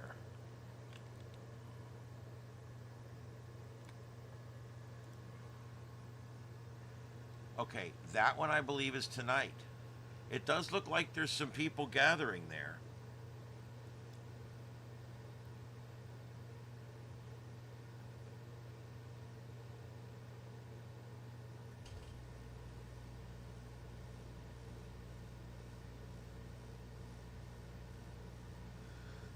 There's so many of these spoof channels, man.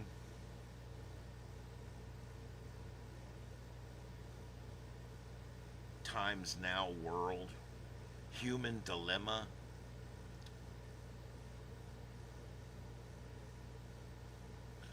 Although I think Human Dilemma might actually be, what is this guy?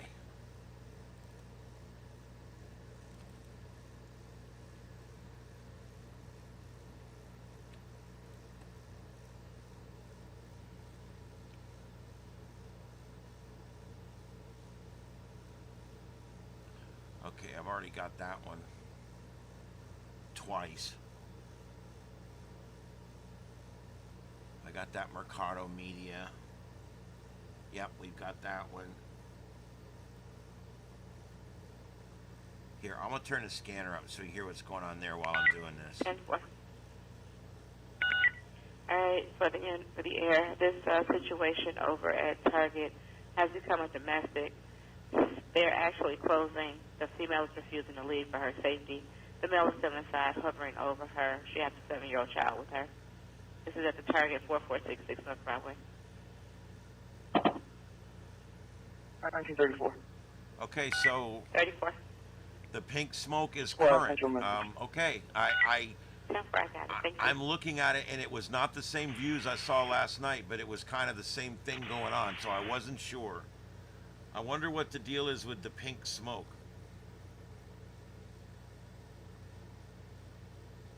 I think at the Vatican it means you have a girl pope.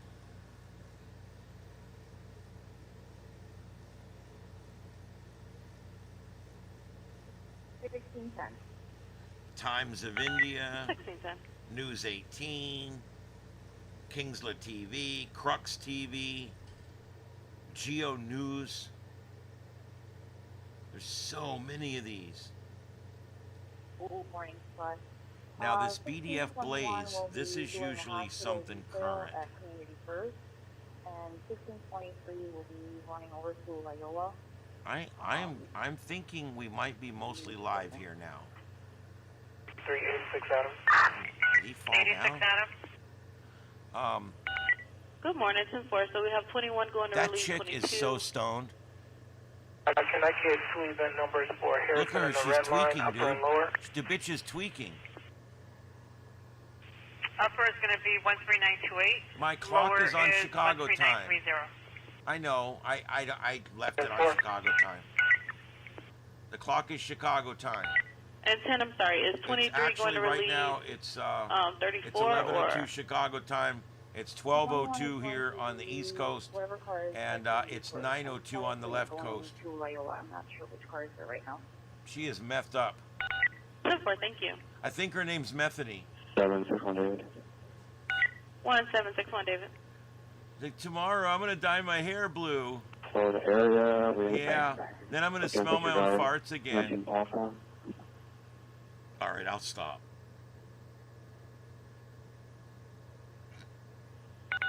10-4, thank you. And 1761 David is on scene for the shots fired with multiple tickets, given that the 19 quality cleared the area already. Thank you, everybody, for Hindustan Times, Mint TV, Mint, CNN News 18, Hook Global. These are all spoofs. Every one of them that I just read off. The Daily Guardian. Oh, here we go. This is the flotilla. My Lord. They got this whole flotilla thing going.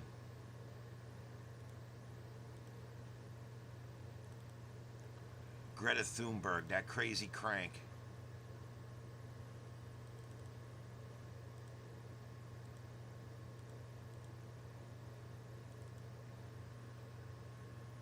Ooh.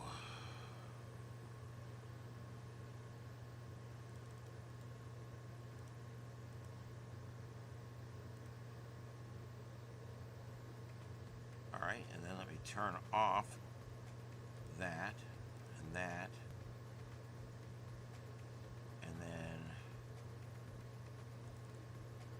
skip.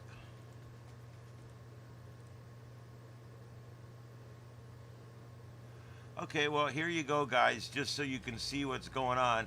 This is the latest flotilla that's heading over there. This is via Reuters.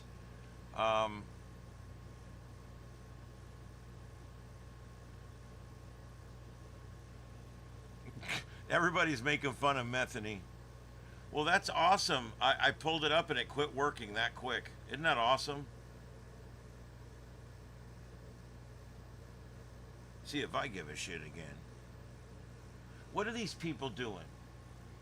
Would you ever decide, hey, I'm going to go get on an international flotilla that's going to float across some ocean somewhere and end up in some frickin' terrorist saturated war zone where people have been kidnapped and killed and are still being held hostage.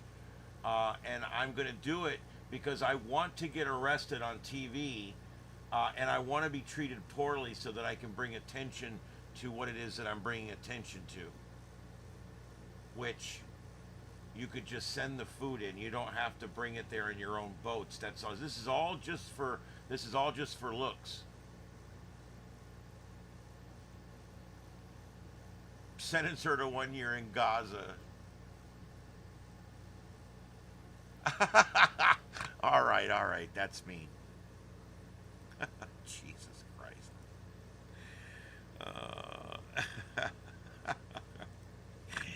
Oh God, bless America.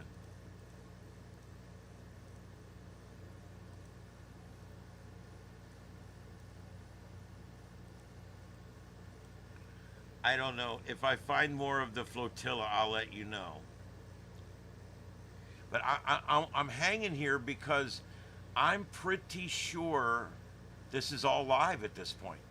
I'm relatively sure this is all live in Portland. And that's it. You can see there's about maybe 50 people on the right side of the road and 50 people on the left side of the road. I'm sure there's no political meaning to that. I was kind of hoping Metheny would come back.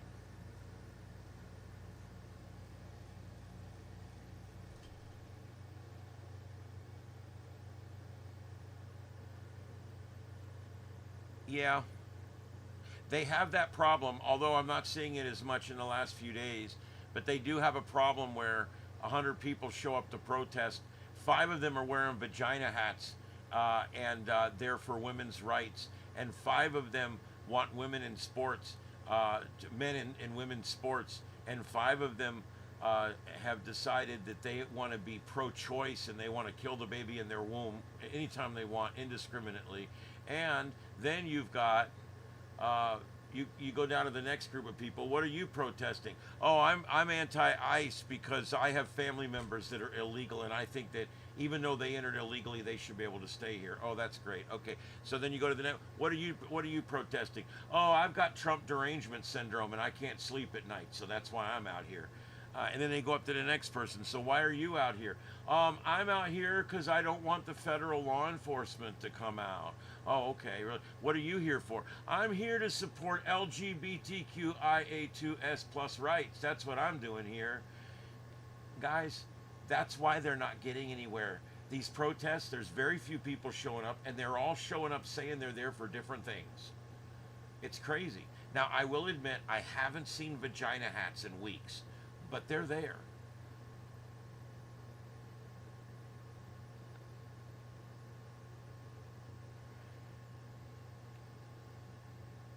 Yeah, well, I don't know about, I'm not sure what group or who they're with or whatever, but yeah, there's anarchists in the area, but there's not enough people. Anarchists won't move until they feel that they can commit crime with anonymity.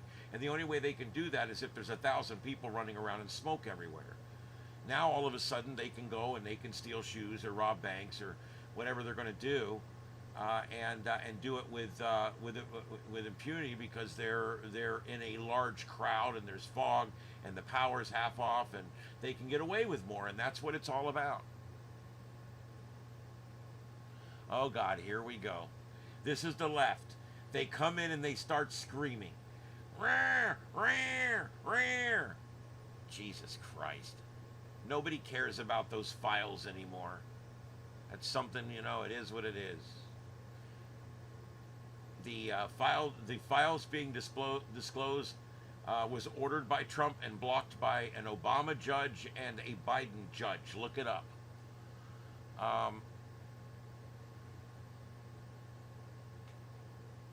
Yeah.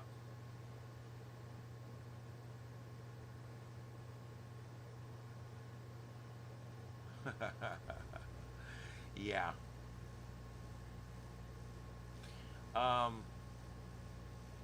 Yeah, feel free to discuss things with us, but if you're just going to yell and spam, we'll just move you off the channel. That's all. I'm a free speech chat room as long as you're chatting with the rules, and the only rules are no spamming. And if you're going to come in here and just call a bunch of names, then that gets old pretty quick too. And by the way, your cap lock is on. We really appreciate it if you don't yell at us. Wow,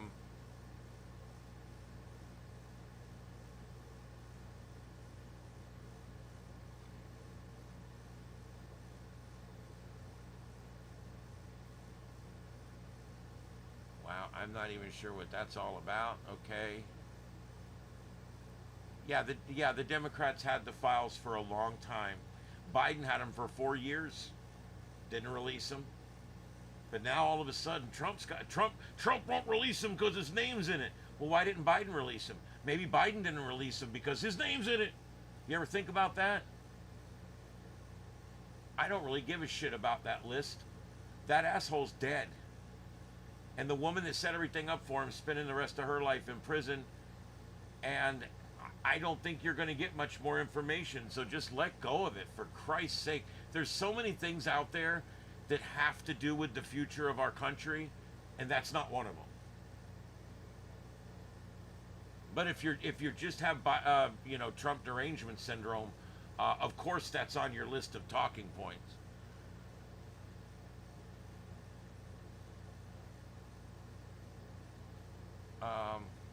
Assistant to the assistant manager. Goodness. Yeah, I don't know. All I can tell you guys about all that is the whole thing, I don't care. And to pop into the chat room and immediately start yelling it over and over and over and over and over. Why is it only the left does that? Have you guys noticed that?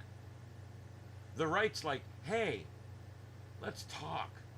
Let's have discourse. But when you're on the left and you're fighting from the lowest ground possible, and you're fighting people that have the high ground in many different ways right now, I can see the drive-by politics. I kind of get it.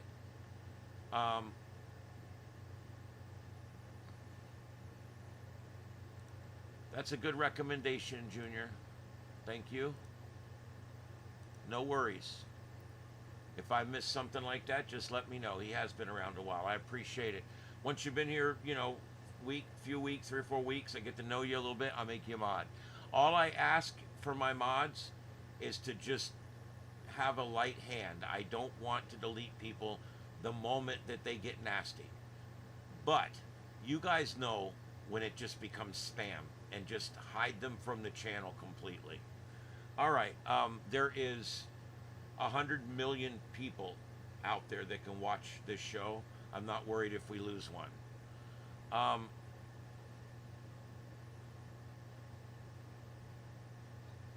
Yeah, that Potato Head guy's got like 15 different accounts. And you're allowed to change your screen name like once every 20 days or something. There's some rule that lets you do it. And so these people will create 15 accounts, and then they'll change their names as it allows them to do that as well. And it gives them so many accounts that they can go out with and do stuff.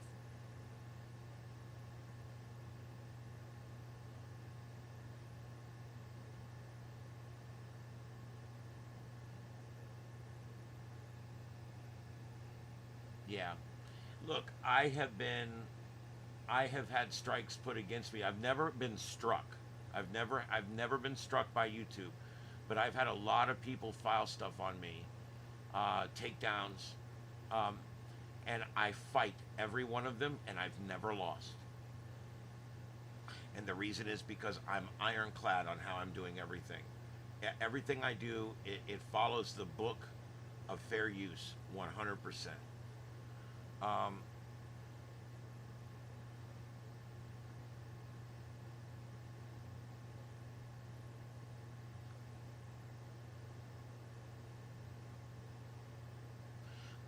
That's it, Deploribus. If you're on the left, you really don't have an argument, because the left's coming from lunacy.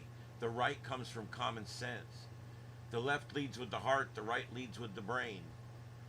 And you can't reason with people that do things because it feels good, or do things because it's less sad, or do things because it seems good.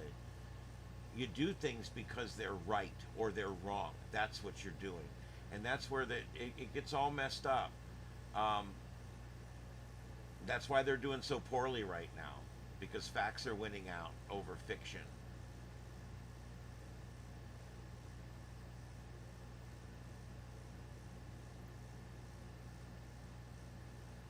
Yeah. Yeah, well, I'm hanging out because I still have a decent crowd in here. I would have already gone to bed an hour ago, to be honest with you. I've got to get up very early in the morning. I'm literally getting up at 6:30 in the morning. Um, and so I am going to be ending this here in the next 20 minutes or so. But I just letting you guys know. Um,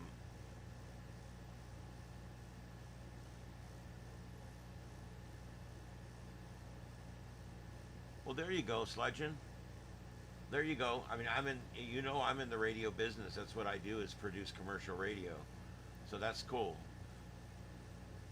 Nice to have a fellow producer in here. I take pride in my work. I produce a great show, and it's #1 in the book, baby. I'm proud of that shit. I am. It's more the host than me, I guess, but I talk a lot on there, and I produce a good show, and we put a lot of effort into it, and it shows. It's really a good deal. Um, Prime Day, I don't really do. I'm not a sales hawk. I need to be. It's funny because I'm really cheap, but yet I won't put the effort into something like that.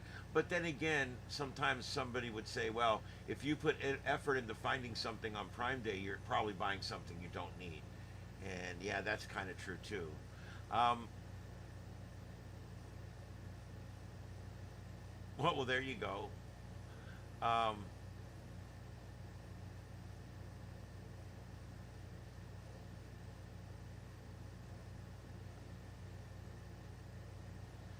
Yep, audio mastering's come. It's so easy now. I use a thing called Adobe Podcast, and the company I work for pays for this, and it's AI, and I'll dump a 1 hour show in there, and it will remove everything. It strips the music off of it. It removes the background. It removes any noises or clicks or pops. It fixes the voice. It cleans it up completely, and when I get it back, I got a client. I also produce some of those paid programming shows that everybody hates on the weekend. I got a client that records his show into his cell phone. He goes, "Hi everybody, and welcome back to the show. This week we're going to talk about." He records it into his cell phone. I take that, and all I do is stick it in that podcast voice enhancer by Adobe Audition, and it cleans it up it sounds perfect, studio perfect. And then I take that and I simply put it in my multi-track editor, and I edit it down with the open and closed music and the voice track, and all the commercials and everything are all in the all in the multi-track editor, and that's how I make it. And the guy, he swears people swear he's in the studio and he's live, but he's not. He recorded it the night before, laying in his bed in his bedroom, or he recorded it the night before. He even has sent me stuff he's done while he's driving down the interstate, and it removes all the road noise. You can't hear it. It's perfect. The AI actually recreates the voice that it's already hearing, and that's how it can remove all of the background. It's pretty cool. Yeah, we use Adobe Audition for everything. It's expensive, but when we do it commercially, so it's one of those things. If you can though, you might be able to find you an installable version of Adobe Audition 3.0. That's my favorite program of all time. The newer one does a few things that the old one doesn't, but that 3.0, which was the last regular version before they went to this whole cloud version, that one is really good. Um,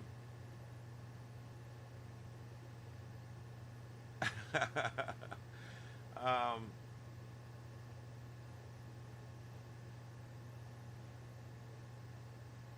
yeah, we've got different things we use. I don't know. I when I do the video editing, I do here. I don't do any video editing at work because I produce radio. I work with TV. Sometimes we do stuff with TV a lot. We even help TV directly. They come in and do stuff in our studio and vice versa. But I'm a radio guy. I do radio. That's what I do. But I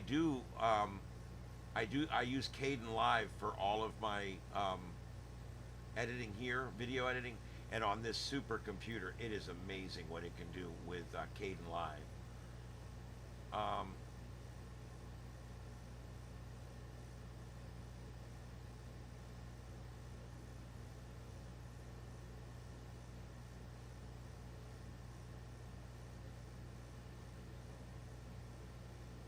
Wow. There you go. Yeah.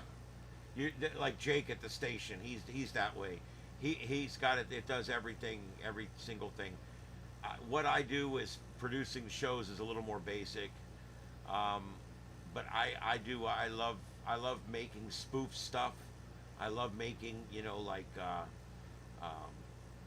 spoof pieces like where we're making fun of whatever politicians, and I love making those.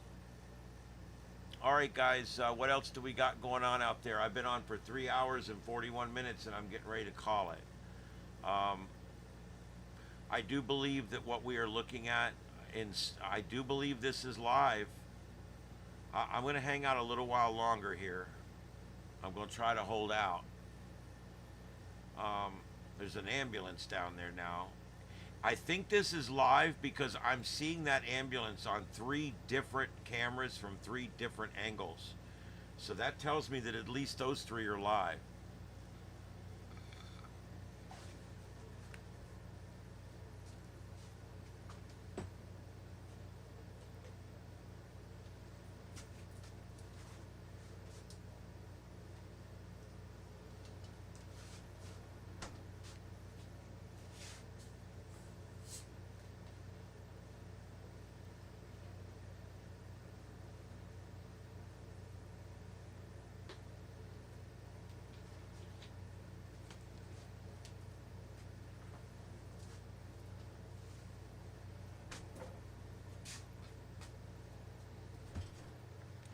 LA, I pay a few dollars a month to get this LA live call tracker for the LA channel over there, the Los Angeles police scanner. I've never seen it like this. It looks like one solid blob around downtown, like there's like 1,000 calls pending.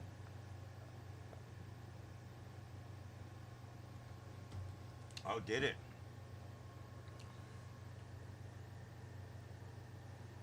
I'm not sure if the middle one up top is live. That's the only one I'm really not sure about. But the more I watch it, the more I think it is.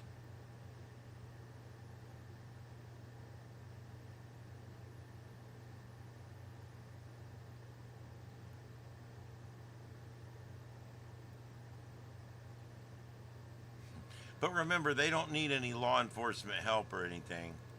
They've got it all under control.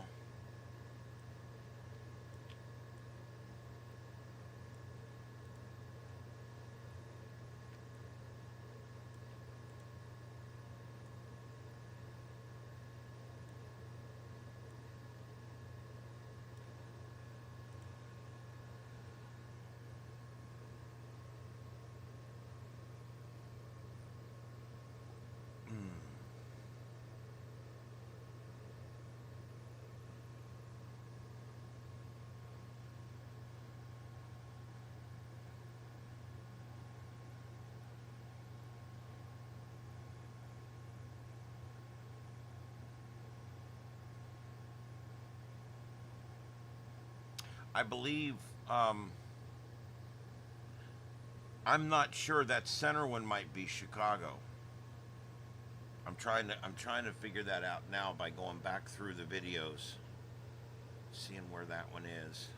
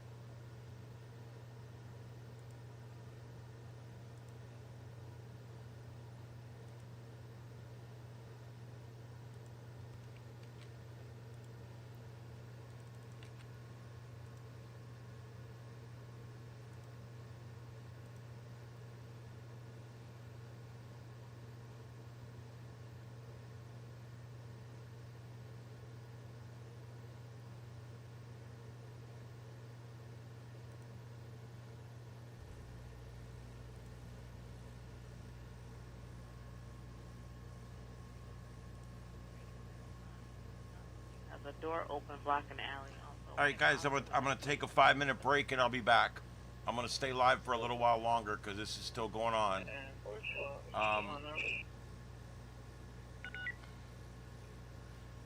Yeah, but I'm not sure if that middle one in the middle there might be Chicago. The uniforms look different. I think I'm trying to figure out if that might be Chicago in the middle. All right, guys, I'm going to put the scanner up. I need to take 5. I'll be back. Lower is 14208.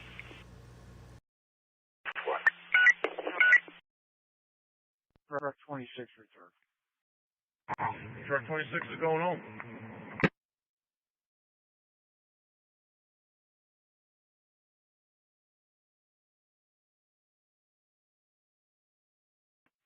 Truck 29, you're being held. Truck 29 return. Truck 29 is going home.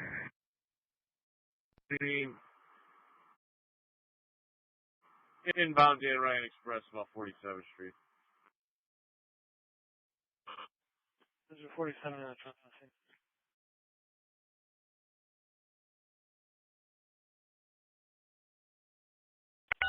Okay, for the air, we have a person wanted over at 4423 North Ravenswood. Threshold is calling this one in. Got a 16-year-old male black named Marquise. He's a runaway from Lawrence Hall at 4833 North Francisco. He's high risk for running away again. They want police to assist. I have an auto accident, PD only at Waveland and Broadway. It's a hit and run. This is possibly a dude. Got a Parker 559 Worcester. Those are the pending, and I think. 396 Adam. 96 Adam. Roosevelt Orange on your track. Let's show boy with us. All right, that's 14218. 14218. Thank you. Oh. 95 is returning. 95, okay.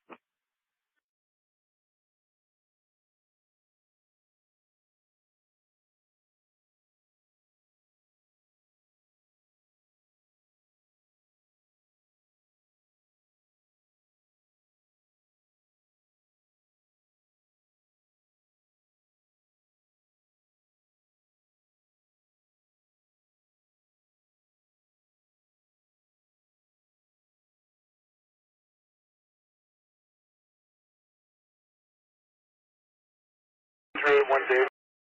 81 David.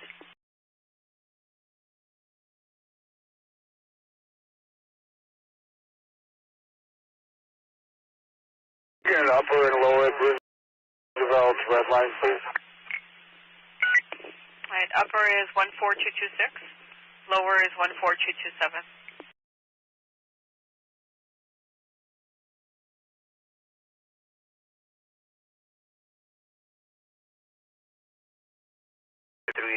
Charlie. 86 Charlie. They get to advance for 95 in the red. All right, upper is going to be 14230, and lower is 14232. IG 47 Englewood. Can you start a second ambulance into this accident here? It's in 15 citywide. We have a person with a gun, 10 South Mason Ave, apartment 204, arguing with boyfriend in the background. Gun and knives in hand, drinking involved. Zone 12 clear. I'll just see inspection second ambulance.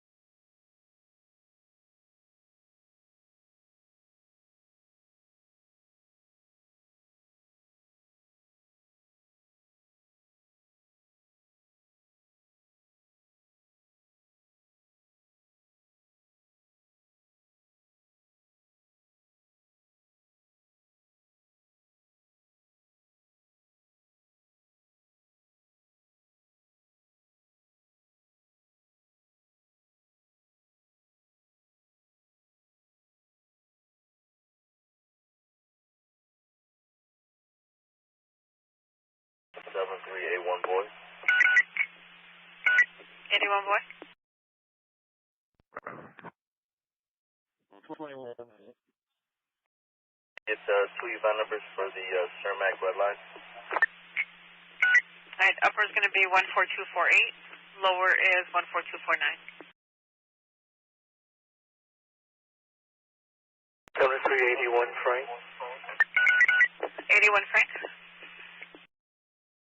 7, your second name was 24. UMP 79 red line.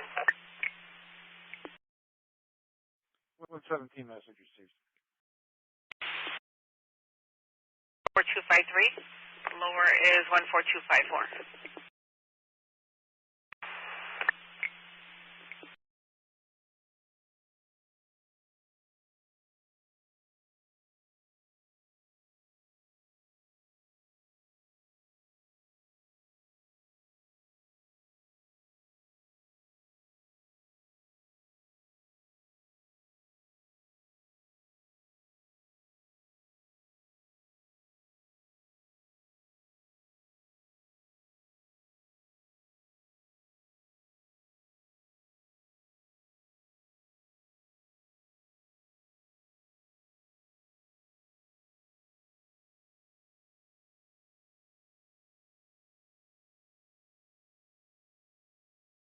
X-ray 132.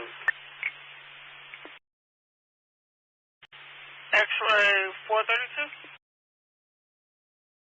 132. 132 go.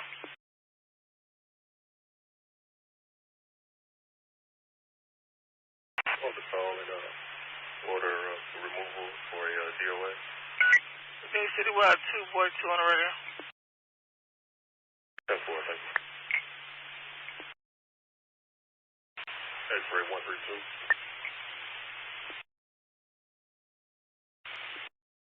X-ray 132. On the call and order removal.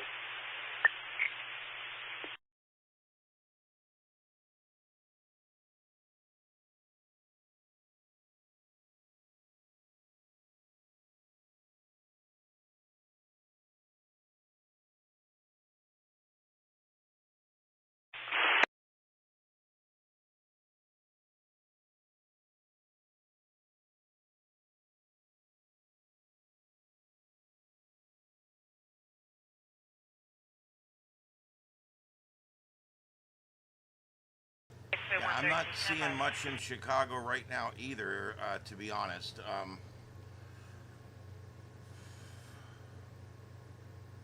I think it's mostly just Portland right now.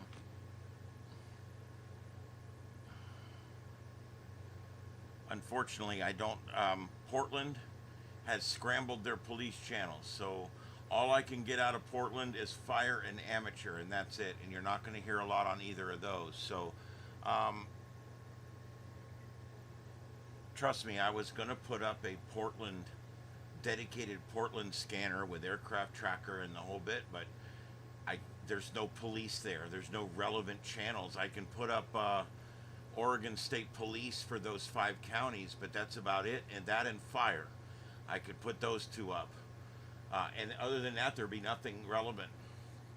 And neither one of those would be all that good. So it's like I didn't even want to waste it. I don't know. I just didn't.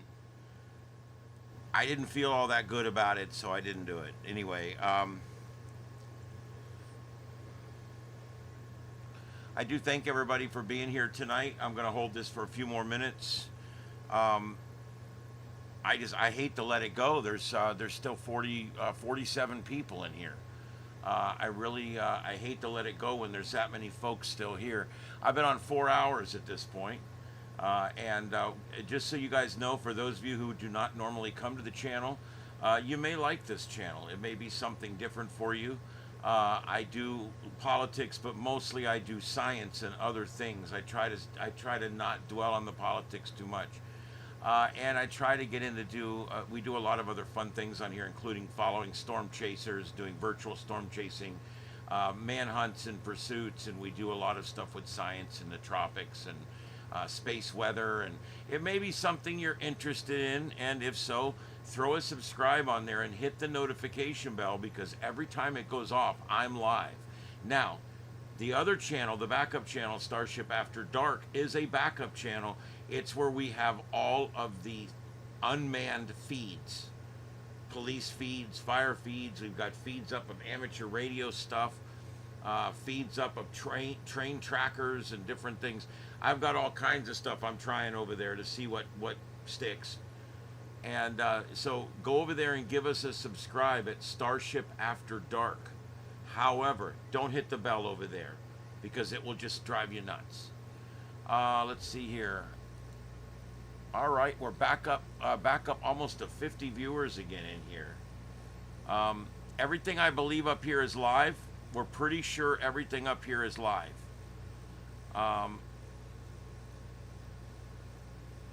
Looks like it's getting a little aggressive.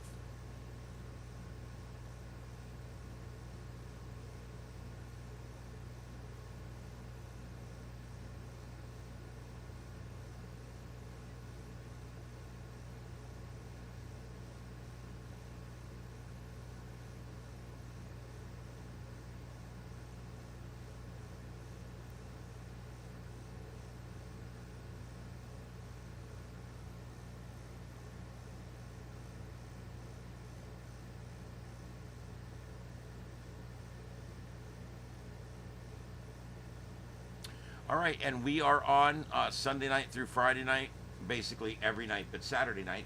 We are on here for the Sights and Sounds of Earth at 9 p.m. Eastern Time. So you guys make sure you check that out. I'm going to go ahead and set my clock back on the computer to the proper time for me here, so it doesn't screw me up tomorrow. Yeah, I've had it set on Central Time. When I'm providing coverage of a certain event, I like to put the time up for local time. It just seems to work better. All right, so there we go. Eastern time zone, sync it up. There we go. It's double at 38. 38 minutes after the top of the hour. Yeah, that could be. They're trying to get that ambulance out of there. They must have had a sick inmate or something.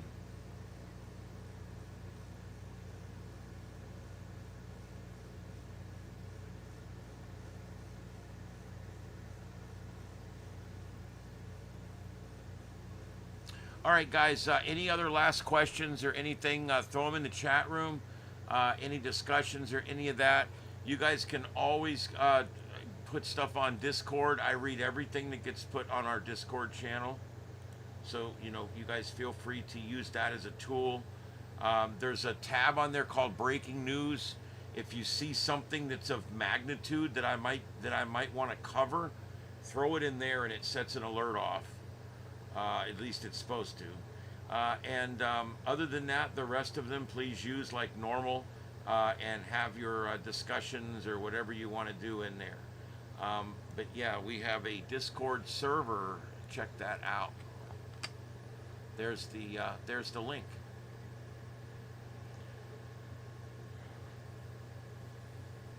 We have a main website, starshipadventures.net, but it just regurgitates what we're doing on YouTube, so I don't talk about it much.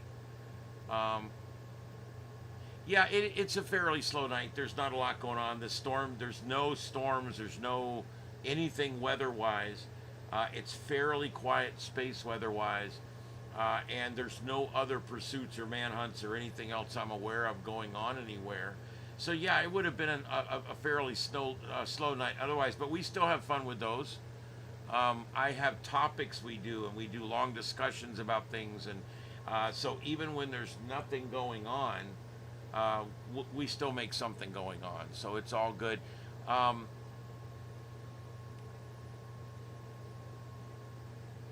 me get that.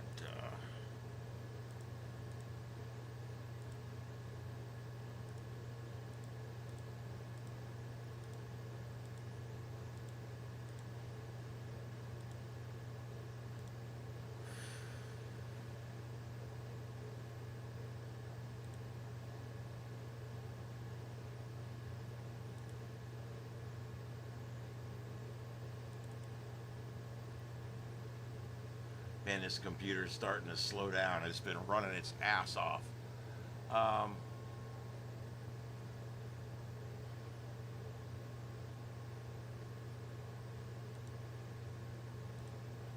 Okay, the other thing I'd like, if you guys don't mind, before we close out tonight, go over and throw a subscribe on the alternate channel, which I just put in there. That channel is for all of our non-manned broadcasts. And that way, don't turn the bell on because it'll be going off all the time. Turn the bell on for this channel. On that channel, just hit the subscribe and that's it. Don't worry about the bell. There you go. Junior Coco, me too. Like I said, I got to get up at 6:30 in the morning. It's already 12:30, which means I'm already inside my 6-hour window. So I will not get a good night's sleep at this point, but that's okay. I got a busy day tomorrow. I'm moving Mom to another facility, and that's going to happen in the morning, and I need to be there at 9 o'clock to facilitate that. So, all right, there goes that ambulance. It's out. It's outie. All right, guys, and let's see, one last link I wanted to give you. I don't normally advertise for other people that do the same thing I do, but if you want to keep the coverage going on this and you want to see what's going on, Portland Andy is live, and I just put his link in there for you. He seems like a good guy, and I like what he does. So I'll go ahead and put a plug in there for him. You guys can go check him out. That's Portland Andy. He does a lot of live broadcasting as well, and a lot of composite broadcasting, kind of similar to what I do. All right, guys, that's going to be it. I'm going to go ahead and call it. Thank you to the 45 of you that are still in there. And thank you to the over 2,500 people that came into the broadcast tonight. We really appreciate that. And thank you very much. I will tell you, we'll be back tomorrow night, as always. And we will hopefully see you guys tomorrow night on our next broadcast, live from Starship Studios in Southwest Florida. This is Starship Adventures on Starship Adventures. I said it all wrong. You can tell I'm tired. Oh my God. All right, this is the sights and sounds of Earth on the channel Starship Adventures, live from Starship Studios in Southwest Florida. My name's Ian. It's been a pleasure tonight, and I hope you guys have a safe tomorrow. We'll see you tomorrow night, 9 p.m., right back here for tomorrow night's show. You guys have a good Monday. We'll see you later.